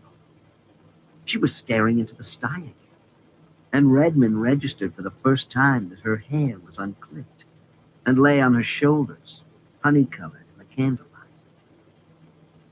It looks like a pig to me, plain and simple, he said. She speaks with his voice, Leverthal said quietly. Speaks in tongues, you might say. You'll hear him in a while. My darling boy. Then he understood. You and Hennessy? Don't look so horrified. Starting She to said, ease down on the He pain was now. 18, hair blacker than you've ever seen. And he loved you. Why did he hang himself? To live forever, she said, so he'd never be a man and die. We didn't find him for 6 days, said the youth, almost whispering in Redmond's ear. And even then she wouldn't let anybody near him, once she had him to herself. The pig, I mean, not the doctor. Everyone loved Kevin, you see, he whispered intimately. He was beautiful. And where's Lacey? Leverthal's loving smile came. With Kevin, said the youth, where Kevin wants him. He pointed through the door of the sty. There was a body lying on the straw back to the door. If you want him, you'll have to go and get him, said the boy. And the next moment, he had the back of Redmond's neck in a vice-like grip. The sow responded to the sudden action. She started to stamp the straw, showing the whites of her eyes. Redmond tried to shrug off the boy's grip, at the same time delivering an elbow to his belly. The boy backed off, winded and cursing, only to be replaced by Leverthal. Go to him, she said, as she snatched at Redmond's hair. Go to him if you want him. Her nails raked across his temple and nose, just missing his eyes. Get off me, he said, trying to shake the woman off. But she clung, her head lashing back and forth as she tried to press him over the wall. The rest happened with horrid speed. Her long hair brushed through a candle flame, and her head caught fire, the flames climbing quickly. Shrieking for help, she stumbled heavily against the gate. It failed to support her weight and gave inward. Redmond watched helplessly as the burning woman fell amongst the straw. The flames spread enthusiastically across the forecourt toward the sow, lapping up the kindling. Even now, in extremis, the pig was still a pig. No miracles here, no speaking or pleading in tongues. The animal panicked as the blaze surrounded her, cornering her stamping bulk and licking at her flanks. The air was filled with the stench of singeing bacon as the flames ran up her sides and over her head, chasing through her bristles like a grass fire. Her voice was a pig's voice, her complaints a pig's complaints. Hysterical grunts escaped her lips, and she hurtled across the forecourt of the sty and out of the broken gate, trampling Leverthal. The sow's body, still burning, was a magic thing in the night as she careered across the field, weaving about in her pain. Her cries did not diminish as the dark ate her up. They seemed just to echo back and forth across the field, unable to find a way out of the locked room. Redmond stepped over Leverthal's fire-ridden corpse and into the sty. The straw was burning on every side, and the fire was creeping toward the door. He half shut his eyes against the stinging smoke and ducked into the pig house. Lacey was lying as he had been all along, back to the door. Redmond turned the boy over. He was alive. He was awake. His face, bloated with tears and terror, stared up off his straw pillow, eyes so wide they looked fit to leap from his head. "Get up," said Redmond, leaning over the boy. His small body was rigid, and it was all Redmond could do to prise his limbs apart. With little words of care, he coaxed the boy to his feet as the smoke began to swirl into the pig house. "Come on. It's all right. Come on." He stood upright, and something brushed his hair. Redmond felt a little rain of worms across his face and glanced up to see Hennessy, or what was left of him, still suspended from the crossbeam of the pig house. His features were incomprehensible, blackened to a drooping mush. His body was raggedly gnawed off at the hip, and his innards hung from the fetid carcass, dangling in wormy loops in front of Redmond's face. Had it not been for the thick smoke, the smell of the body would have been overpowering. As it was, Redmond was simply revolted, and his revulsion gave strength to his arm. He hauled Lacey out of the shadow of the body and pushed him through the door. Outside, the straw was no longer blazing as brightly, but the light of fire and candles and burning bodies still made him squint after the dark interior. "Come on, lad," he said, lifting the kid through the flames. The boy's eyes were button bright, lunatic bright. They said futility. They crossed the sty to the gate, skipping Levengold's corpse, and headed into the darkness of the open field. The boy seemed to be stirring from his stricken state with every step they took away from the farm. Behind them, the sty was already a blazing memory. Ahead, the night was as still and impenetrable as ever. Redmond tried not to think of Pete. It must be dead by now, surely. But as they ran, there seemed to be a noise in the earth, as something huge kept pace with them, content to keep its distance, wary now, but relentless in its pursuit. He dragged on Lacey's arm and hurried on, the ground sun-baked beneath their feet. Lacey was whimpering now, no words as yet, but sound at least. It was a good sign, a sign Redmond needed. He'd had about his fill of insanity. They reached the building without incident. The corridors were empty as they'd been when he'd left an hour ago. Perhaps nobody had found Slake's corpse yet. It was possible. None of the boys had seemed in a fit mood for recreation. Perhaps they had slipped silently to their dormitories to sleep off their worship. It was time to find a phone and call the police. Man and boy walked down the corridor toward the governor's office, hand in hand. Lacey had fallen silent again, but his expression was no longer manic.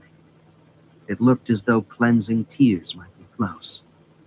He sniffed, made noises in his throat. His grip on Redmond's hand tightened, then relaxed completely. Ahead, the vestibule was in darkness. Somebody had smashed the bulb recently.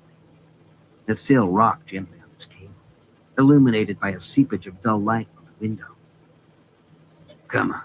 There's nothing to be afraid of. Come on, boy." Lacey bent to Redmond's hand and bit the flesh. The trick was so quick he let the boy go before he could prevent himself, and Lacey was showing his heels as he scooted away down the corridor, away from the vestibule. No matter. He couldn't get far. For once, Redmond was glad the place had walls and bars. Redmond crossed the darkened vestibule to the secretary's office. Nothing moved. Whoever had broken the bulb was keeping very quiet, very still. The telephone had been smashed too. Not just broken, smashed to smithereens. Redmond doubled back to the governor's room. There was a telephone there. He'd not be stopped by vandals. The door was locked, of course, but Redmond was prepared for that. He smashed the frosted glass in the window of the door with his elbow and reached through to the other side. No key there. To hell with it, he thought, and put his shoulder to the door. It was sturdy, strong wood, and the lock was good quality. His shoulder ached, and the wound in his stomach had reopened by the time the lock gave, and he gained access to the room. The floor was littered with straw.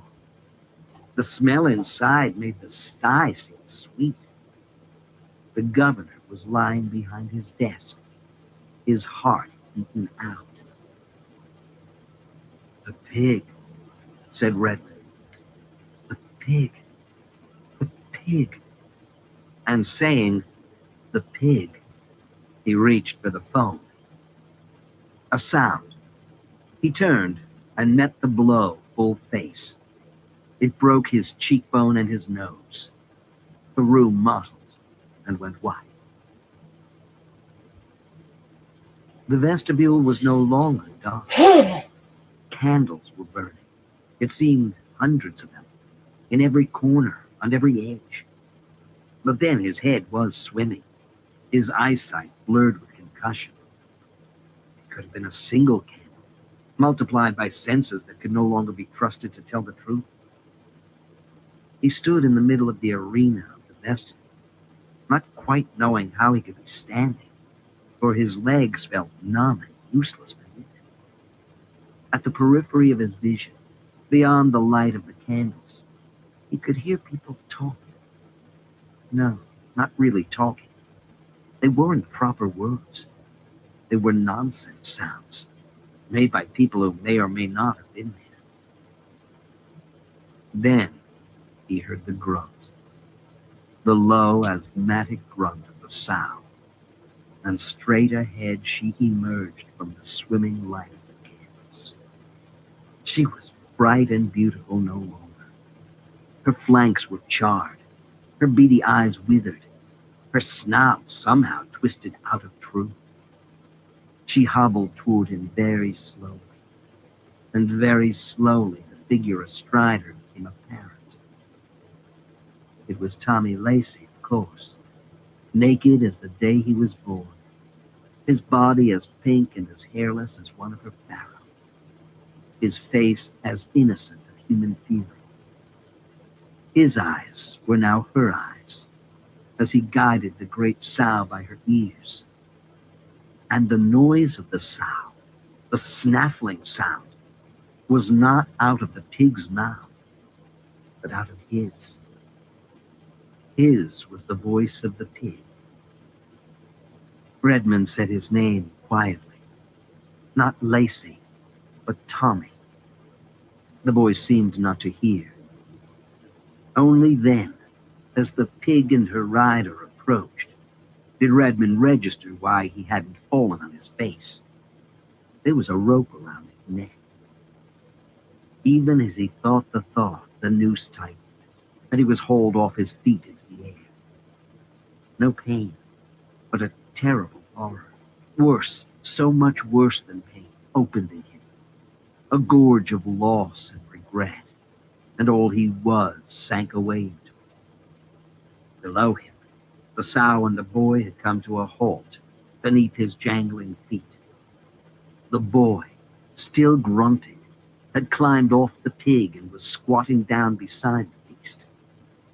Through the graying air, Redmond could see the curve of the boy's spine, the flawless skin of his back. He saw, too, the knotted rope that protruded from between his pale buttocks, the end frayed, for all the world like the tail of a pig.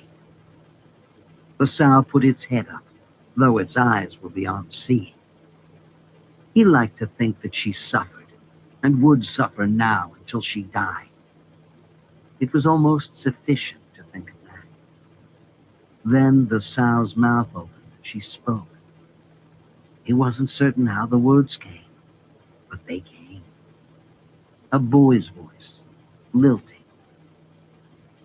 "This is the state of the beast," it said, "to eat and be."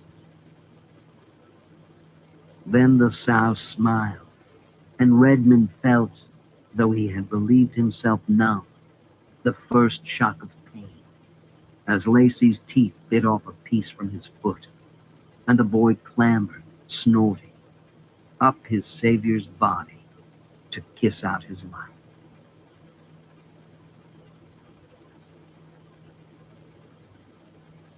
Sex, Death, and Starshine, narrated by Simon Vance. Diane ran her scented fingers through the 2 days' growth of ginger stubble on Terry's chin. "I love it," she said. "Even the grey bits." She loved everything about him, or at least that's what she claimed. When he kissed her, I love it. When he undressed her, I love it. When he slid his briefs off, I love it, I love it, I love it. She'd go down on him with such unalloyed enthusiasm, all he could do was watch the top of her ash-blonde head bobbing at his groin and hope to God nobody chanced to walk into the dressing room. She was a married woman, after all, even if she was an actress. He had a wife himself, somewhere. This tete-a-tete would make some juicy copy for one of the local rags, and here he was trying to garner a reputation as a serious-minded director. No gimmicks, no gossip, just art. Then even thoughts of ambition would be dissolved on her tongue as she played havoc with his nerve endings. She wasn't much of an actress, but by God she was quite a performer. Faultless technique, immaculate timing. She knew either by instinct or by rehearsal just when to pick up the rhythm and bring the whole scene to a satisfying conclusion. When she'd finished milking the moment dry, he almost wanted to applaud. The whole cast of Calloway's production of Twelfth Night knew about the affair, of course.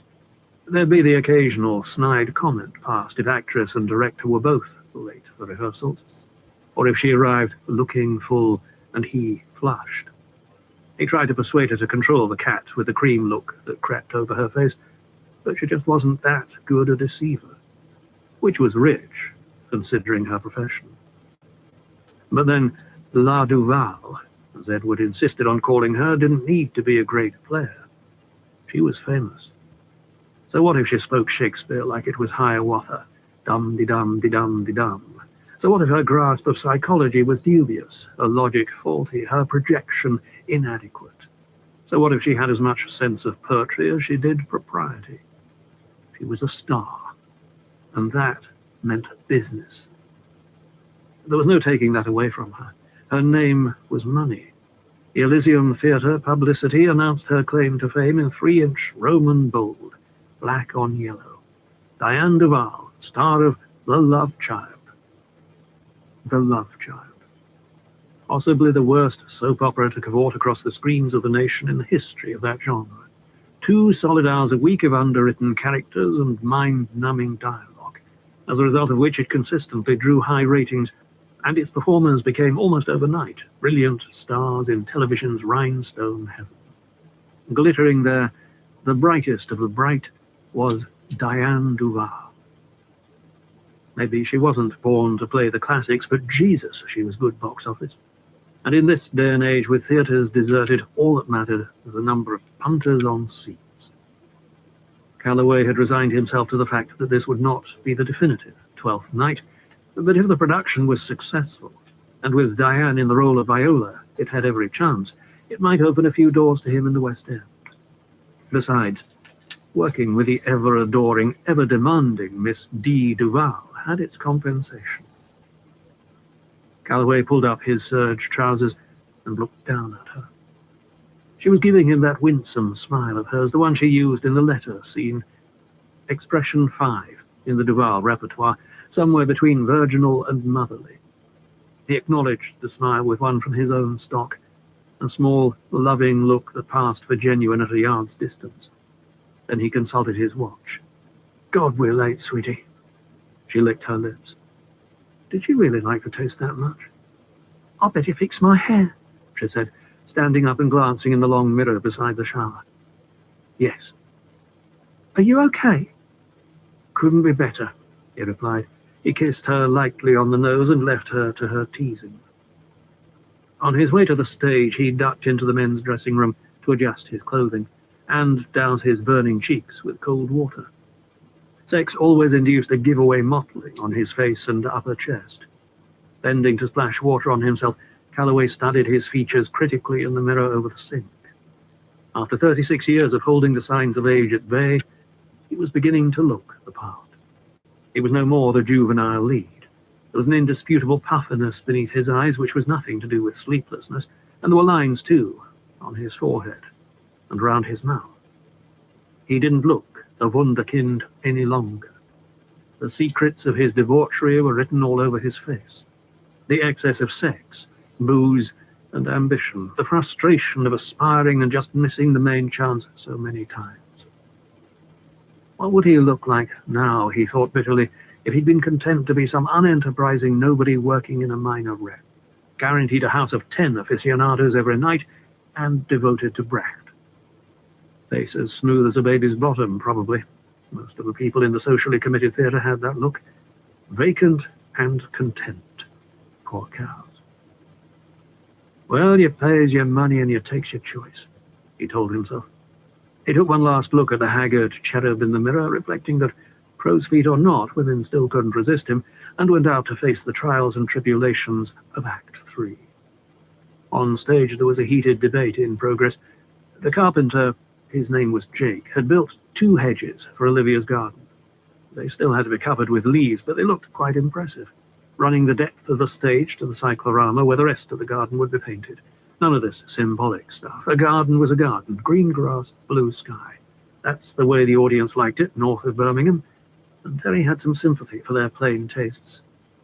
"Terry, love!" Eddie Cunningham had him by the hand and elbow escorting him into the fray. "What's the problem?" "Terry, love, you cannot be serious about these fucking," it came trippingly off the tongue, "fucking hedges. Tell Uncle Eddie you're not serious before I throw a fit." Eddie pointed toward the offending hedges. "I mean, look at them." As he spoke, a thin plume of spittle fizzed into the air. "What's the problem?" Terry asked again. "Problem? Blocking, love, blocking. Think about it. We've rehearsed this whole scene with me bobbing up and down like a March hare. Up right, down left. But it doesn't work if I haven't got access round the back. And look, these fucking things are flush with the backdrop." "Well, they have to be. For the illusion, Eddie." "I can't get round, though, Terry. You must see my point." He appealed to the few others on stage.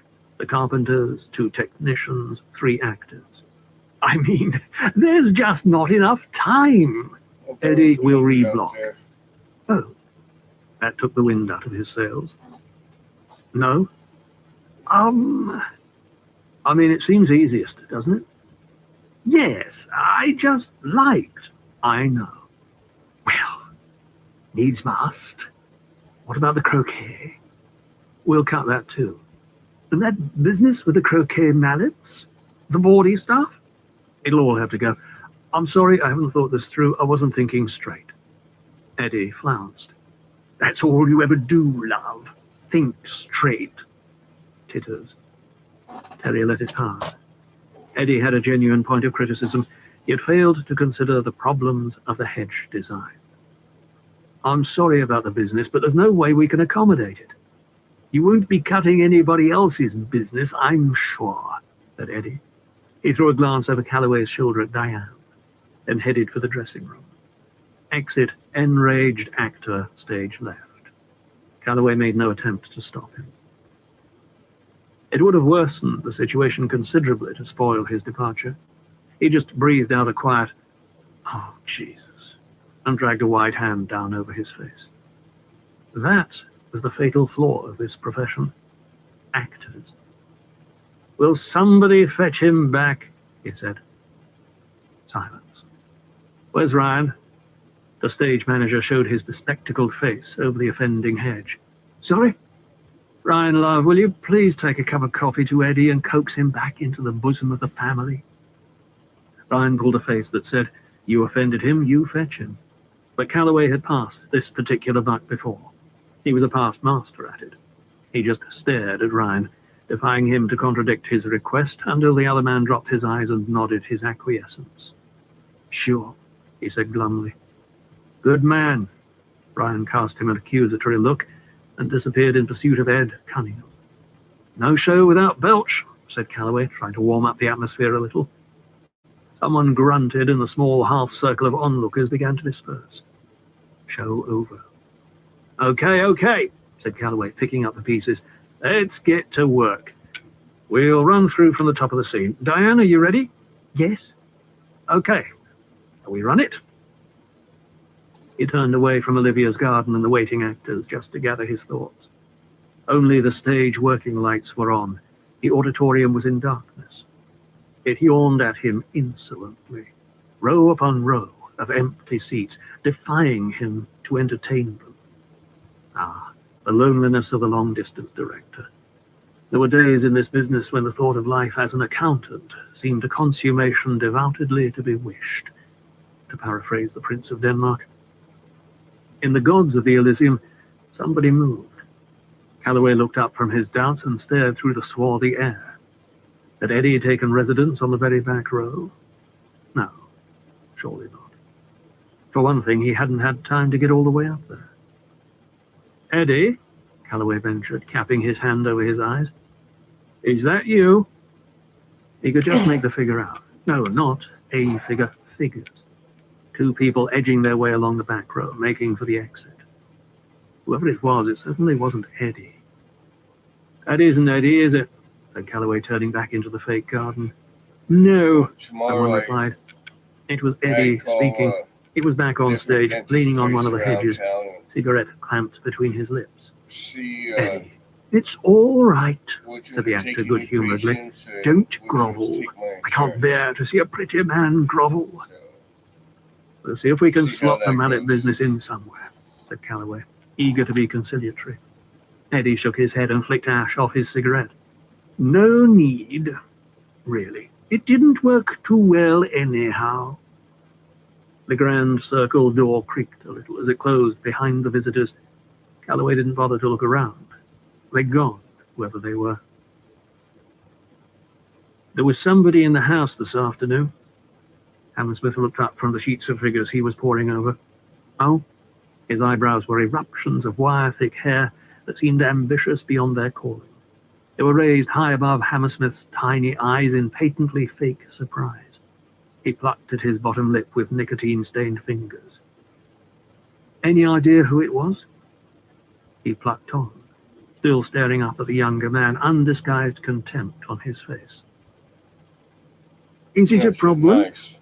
I just want to know who was in looking at the rehearsal, that's all. I think I've got a perfect right to ask. Perfect right, said Hammersmith, nodding slightly and making his lips into a pale bow. There was talk of somebody coming up from the National, said Calloway. My agents were arranging something. I just don't want somebody coming in without me knowing about it, especially if they're important. Hammersmith was already studying the figures again. His voice was tired. Terry, if there's someone in from the South Bank to look your opus over, I promise you, you'll be the first to be informed. All right? The inflection was so bloody rude. So, run along, little boy. Calloway itched to hit him. I don't want people watching rehearsals unless I authorize it, Hammersmith. Hear me? And I want to know who was in today. The manager sighed heavily. Believe me, Terry, he said, I don't know myself. I suggest you ask Tallulah. She was front of house this afternoon. If somebody came in, presumably she saw them. He sighed again.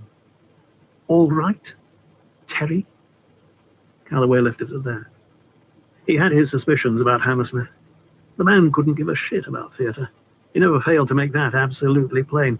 He affected an exhausted tone whenever anything but money was mentioned, as though matters of aesthetics were beneath his notice.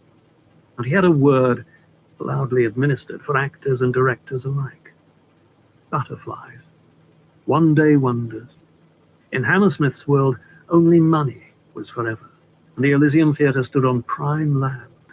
Land a wise man could turn a tidy profit on if he played his cards right. Calloway was certain he'd sell off the place tomorrow if he could maneuver it. A satellite town like Redditch, growing as Birmingham grew, didn't need theatres. It needed offices, hypermarkets, warehouses. It needed, to quote the councillors, growth through investment in new industry. It also needed prime sites to build that industry upon. No mere art could survive such pragmatism. Tallulah was not in the box, nor in the foyer, nor in the green room. Irritated both by Hammersmith's incivility and Tallulah's disappearance, Calloway went back into the auditorium to pick up his jacket and go to get drunk. The rehearsal was over and the actors long gone. The bare hedges looked somewhat small from the back row of the stalls. Maybe they needed an extra few inches. He made a note on the back of a show bill he found in his pocket. Hedges bigger? A footfall made him look up, and a figure had appeared on stage. A smooth entrance, upstage center, where the hedges converged. Calloway didn't recognize the man. Mr. Calloway? Mr. Terence Calloway? Yes? The visitor walked downstage to where, in an earlier age, the footlights would have been, and stood looking out into the auditorium. My apologies for interrupting your train of thought. No problem. I wanted a word. With me? If you would. Calloway wandered down to the front of the stalls, appraising the stranger. He was dressed in shades of grey, from head to foot. A grey worsted suit, grey shoes, a grey cravat. Piss elegant was Calloway's first uncharitable summation, but the man cut an impressive figure nevertheless. His face, beneath the shadow of his brim, was difficult to discern. Allow me to introduce myself. The voice was persuasive, cultured, ideal for advertisement voiceovers, soap commercials maybe.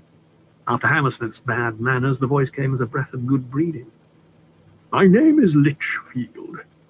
Not that I expect that means much to a man of your tender years. Tender years? Well, maybe there was still something of the wunderkind in his face. Are you a critic? Calloway inquired. The laugh that emanated from beneath the immaculately swept brim was ripely ironical. In the name of Jesus, no, Litchfield replied.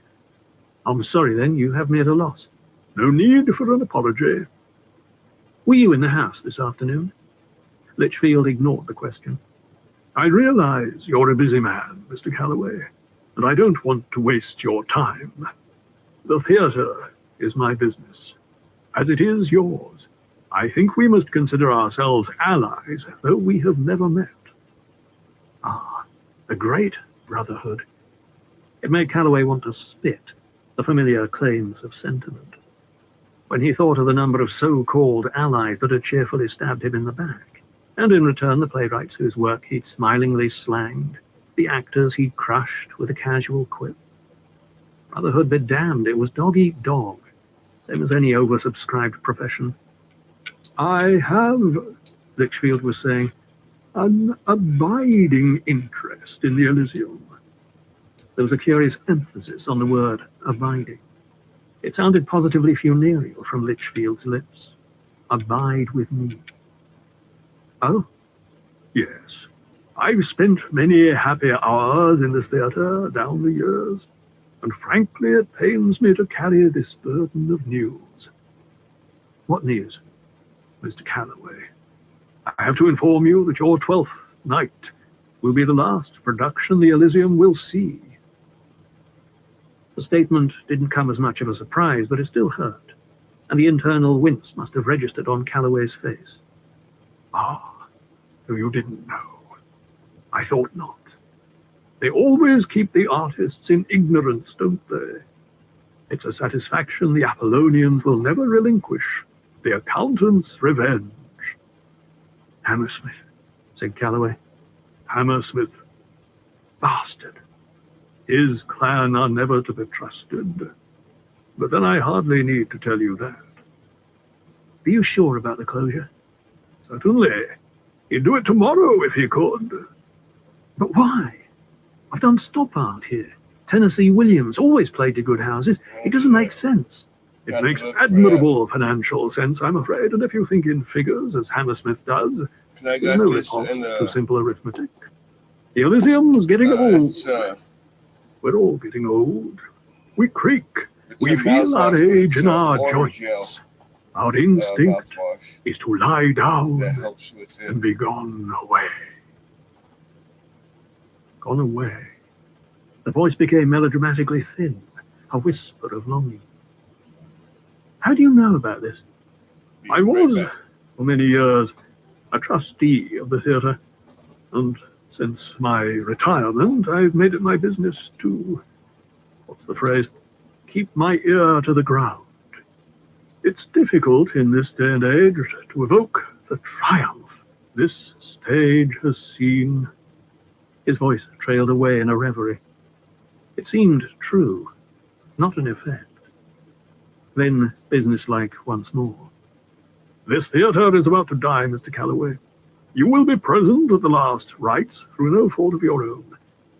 I felt you ought to be warned. Thank you. I appreciate that. Tell me, were you ever an actor yourself? What makes you think that? The voice. Too rhetorical by half, I know my curse, I'm afraid. I can scarcely ask for a cup of coffee without sounding like Lear in the storm. He laughed heartily at his own expense. Calloway began to warm to the fellow. Maybe he was a little archaic-looking, perhaps even slightly absurd. But there was a full-bloodedness about his manner that caught Calloway's imagination. Litchfield wasn't apologetic about his love of theatre. Like so many in the profession, people who trod the boards as a second best, their souls sold to the movies. I will confess, dabbled in the craft a little, Litchfield confided. But I just don't have the stamina for it, I'm afraid. And now, my wife. Wife? Calloway was surprised Litchfield had a heterosexual bone in his body. My wife, Constantia, has played here on a number of occasions, and I may say very successfully. Before the war, of course. It's a pity to close the place. Indeed. But there are no last act miracles to be performed, I'm afraid. The Elysium will be rubble in 6 weeks' time, and there's an end to it. I just wanted you to know that interests other than the crassly commercial are watching over this closing production. Think of us as guardian angels. We wish you well, Terence. We all wish you well. It was a genuine sentiment, simply stated. Calloway was touched by this man's concern and a little chastened by it. It put his own stepping-stone ambitions in an unflattering perspective. Litchfield went on, We care to see this theatre end its days in suitable style, then die a good death. Damn shame. Too late for regrets by a long chalk. We should never have given up Dionysus for Apollo. What? Sold ourselves to the accountants, to legitimacy, to the likes of Mr. Hammersmith, whose soul, if he has one, must be the size of my fingernail and grey as a louse's back. We should have had the courage of our depictions, I think, served poetry and lived under the stars. Calloway didn't quite follow the allusions, but he got the general drift and respected the viewpoint. Off stage left, Diane's voice cut the solemn atmosphere like a plastic knife. Terry, are you there? The spell was broken. Calloway hadn't been aware how hypnotic Litchfield's presence was until that other voice came between them. Listening to him was like being rocked in familiar arms. Litchfield stepped to the edge of the stage, lowering his voice to a conspiratorial rasp. One last thing, Terence. Yes? Your Viola. She lacks, if you'll forgive my pointing it out, the special qualities required for the role. Calloway hung fire. I know, Litchfield continued. Personal loyalties prevent honesty in these matters. No, Calloway replied. You're right, but she's popular. So is bear baiting, Terence. A luminous smile spread beneath the brim, hanging in the shadow like the grin of the Cheshire Cat. I'm only joking, said Litchfield, his rasp a chuckle now. Bears can be charming. Terry, there you are! Diane appeared, overdressed as usual, from behind the tabs. There was surely an embarrassing confrontation in the air, but Litchfield was walking away down the false perspective of the hedges toward the backdrop. Here I am, said Terry. Who are you talking to? But Litchfield had exited, as smoothly and as quietly as he had entered. Diane hadn't even seen him go. Oh, just an angel, said Calloway. The first dress rehearsal wasn't, all things considered, as bad as Calloway had anticipated. It was immeasurably worse. Cues were lost, props mislaid, entrances missed, The comic business seemed ill-contrived and laborious, the performances either hopelessly overwrought or trifling. This was a 12th night that seemed to last a year. Halfway through the third act, Calloway glanced at his watch and realized an uncut performance of Macbeth, with interval, would now be over. He sat in the stalls with his head buried in his hands, contemplating the work that he still had to do if he was to bring this production up to scratch. Not for the first time on this show, he felt helpless in the face of the casting problems. Cues could be tightened, props rehearsed with, entrances practiced until they were engraved on the memory, but a bad actor is a bad actor is a bad actor. He could labour till doomsday neatening and sharpening, but he could not make a silk purse of the sow's ear that was Diane Duval. With all the skill of an acrobat, she contrived to skirt every significance, to ignore every opportunity to move the audience, to avoid every nuance the playwright would insist on putting in her way. It was a performance heroic in its ineptitude, reducing the delicate characterization Calloway single note whine. This Viola was soap opera pap, less and about as green. The critics would slaughter her. Worse than that, Lichfield would be disappointed. To his considerable surprise, the impact of Lichfield's appearance hadn't dwindled. Calloway couldn't forget his actorly projection, his posing, his rhetoric. It had moved him more deeply than he was prepared to admit. And the thought of this 12th night, with this Viola becoming the swan song of Lichfield's beloved Elysium, perturbed and embarrassed him. It seemed somehow ungrateful. He'd been warned often enough about a director's burdens long before he became seriously embroiled in profession.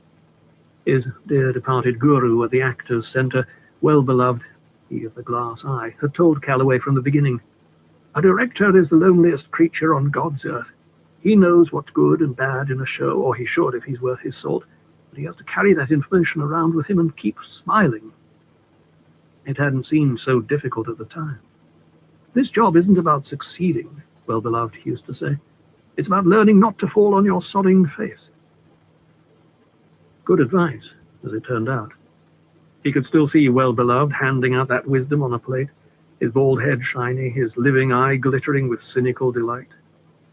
No man on earth, Calloway had thought, loved theatre with more passion than well-beloved. Would have been more scathing about its pretensions.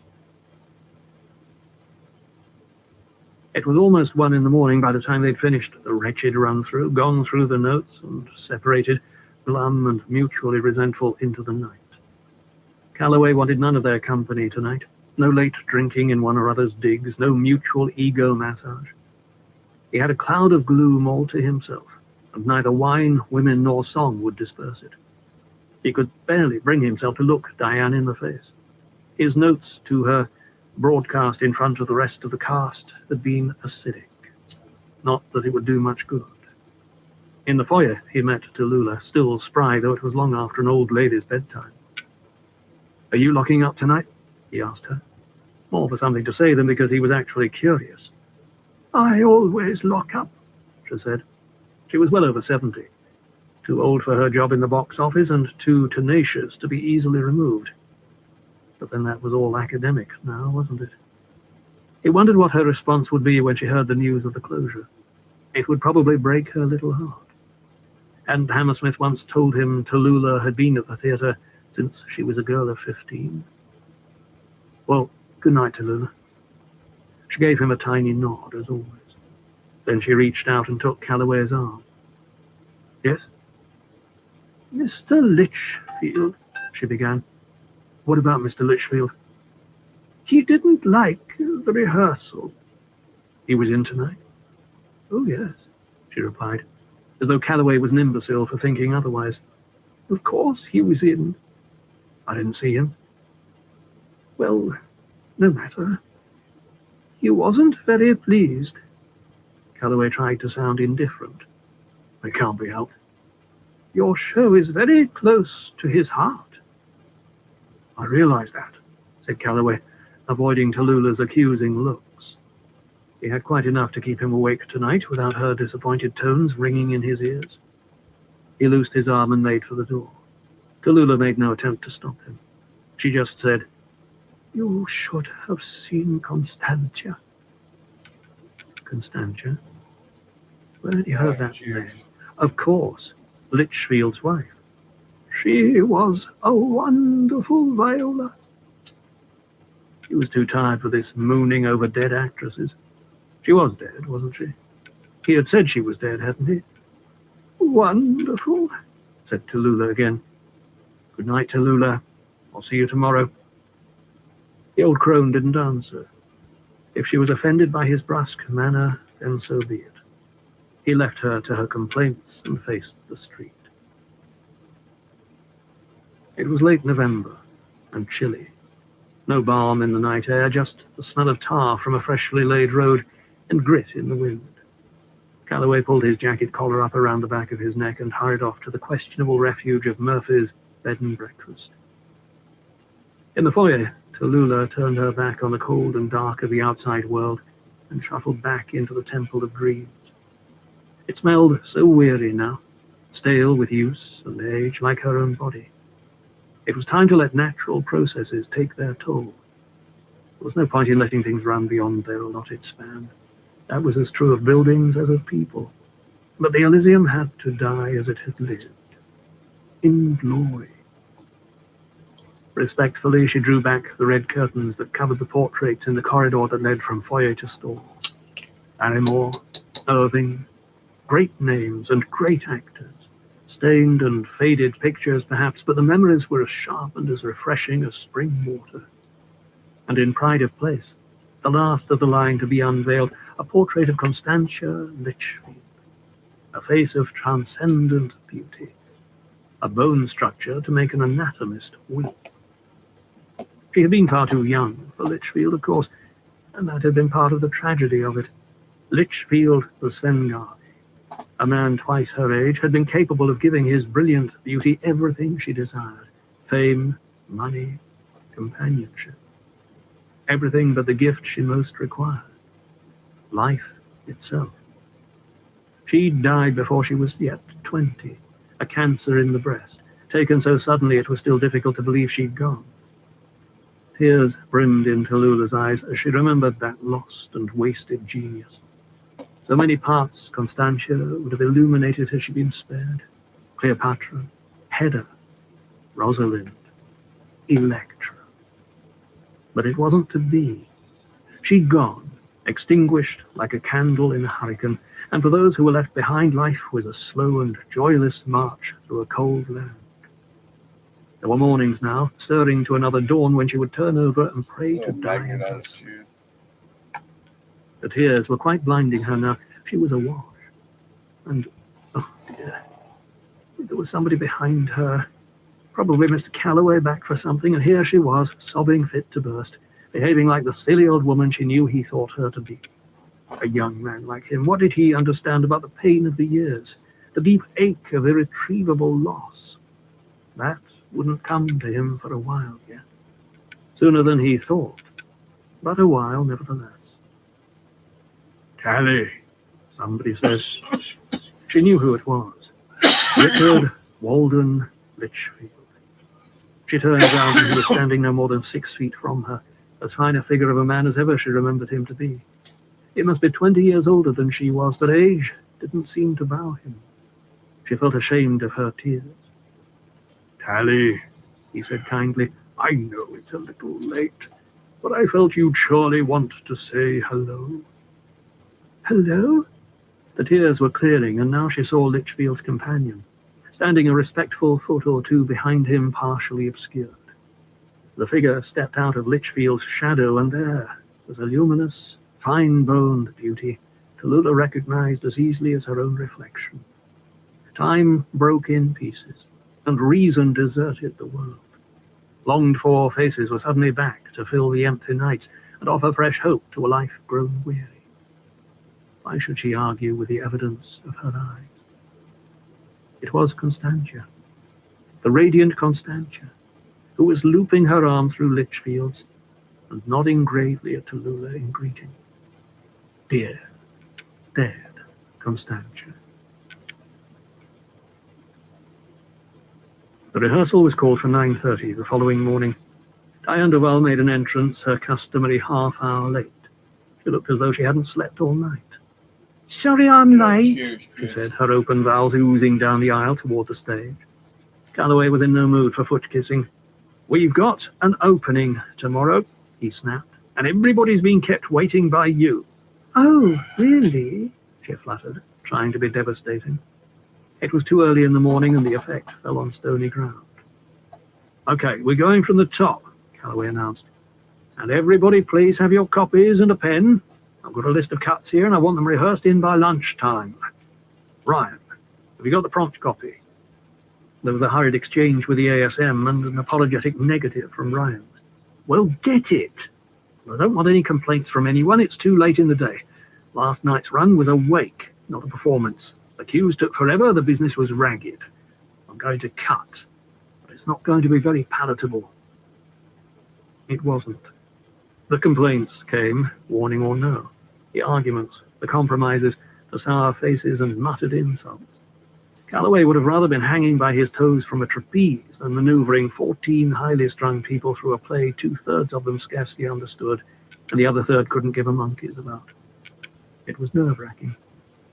It was made worse because all the time he had the prickly sensation of being watched, though the auditorium was empty from gods to front stalls. Maybe Litchfield had a spy hole somewhere, he thought, then condemned the idea as the first signs of budding paranoia. At last, lunch. Calloway knew where he'd find Diane, and he was prepared for the scene he had to play with her. Accusations, tears. Reassurance, tears again. Reconciliation. Standard format. He knocked on the star's door. "Who is it?" Was she crying already, or talking through a glass of something comforting? "It's me." "Oh." "Can I come in?" "Yes." She had a bottle of vodka, good vodka, and a glass. No tears as yet. "I'm useless, aren't I?" she said, almost as soon as he'd closed the door. Her eyes begged for contradiction. "Don't be silly," he hedged. "I could never get the hang of Shakespeare," she pouted, as though it were the bard's fault. "All those bloody words." The squall was on the horizon. He could see it mustering. "It's all right," he lied, putting his arm around her. "You just need a little time." Her face clouded. "We open tomorrow," she said flatly. The point was difficult to refute. "They'll tear me apart, won't they?" He wanted to say no, but his tongue had a fit of honesty. "Yes. Unless I'll never work again, will I? Harry talked me into this, that damn half-witted Jew. Good for my reputation, he said. Bound to give me a bit more clout, he said. What does he know? Takes his 10% and leaves me holding the baby. I'm the one who looks the damn fool, aren't I?" At the thought of looking a fool, the storm broke. No light shower, this. It was a cloudburst or nothing. He did what he could, but it was difficult. He was sobbing so loudly his pearls of wisdom were drowned out. So he kissed her a little, as any decent director was bound to do, and miracle upon miracle, that seemed to do the trick. He applied the technique with a little more gusto, his hands straying to her breasts, ferreting under her blouse for her nipples, and teasing them between thumb and forefinger. It worked wonders. There were hints of sun between the clouds now. She sniffed and unbuckled his belt, letting his heat dry out the last of the rain. His fingers were finding the lacy edge of her panties, and she was sighing as he investigated her, gently, but not too gently. Insistent, but never too insistent. Somewhere along the line she knocked over the vodka bottle, but neither of them cared to stop and right it, so it sloshed onto the floor off the edge of the table, counterpointing her instructions, his gasps. Then the bloody door opened, and a draft blew up between them, cooling the point at issue. Calloway almost turned around, then realized he was unbuckled, and stared instead into the mirror behind Diane to see the intruder's face. It was Litchfield. He was looking straight at Calloway, his face impassive. "I'm sorry, I should have knocked." His voice was as smooth as whipped cream, betraying nearly a tremor of embarrassment. Calloway wedged himself away, buckled up his belt, and turned to Litchfield, silently cursing his burning cheeks.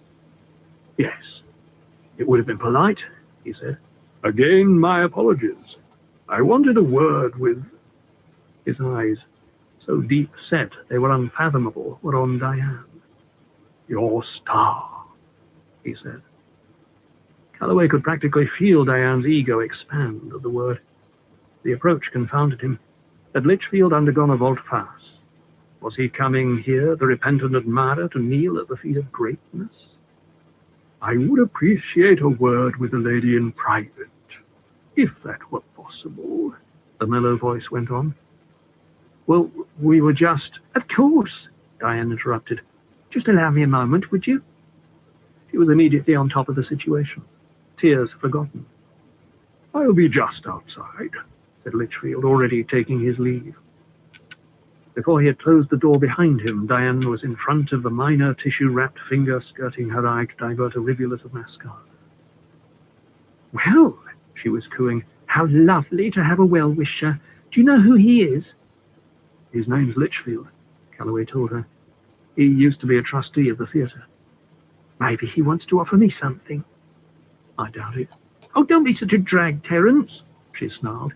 You just can't bear to have anyone else get any attention, can you? My mistake. She peered at her eyes. How do I look?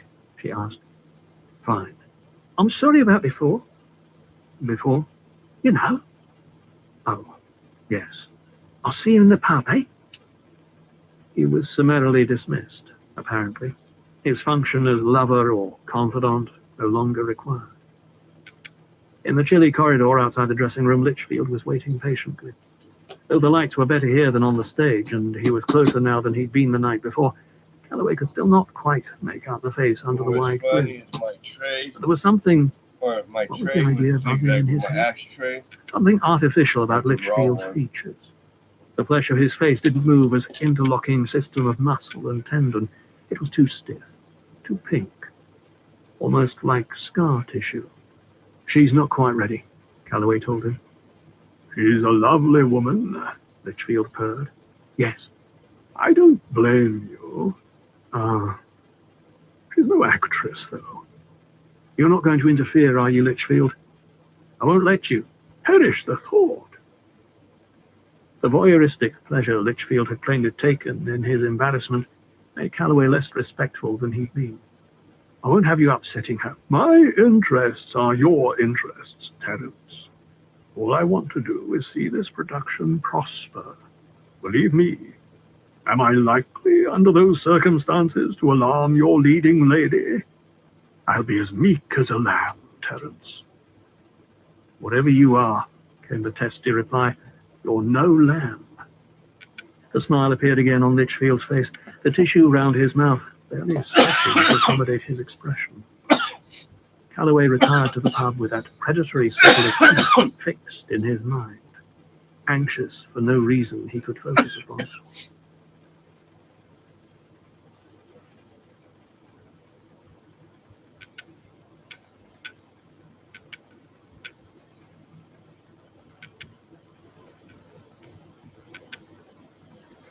All right, everyone.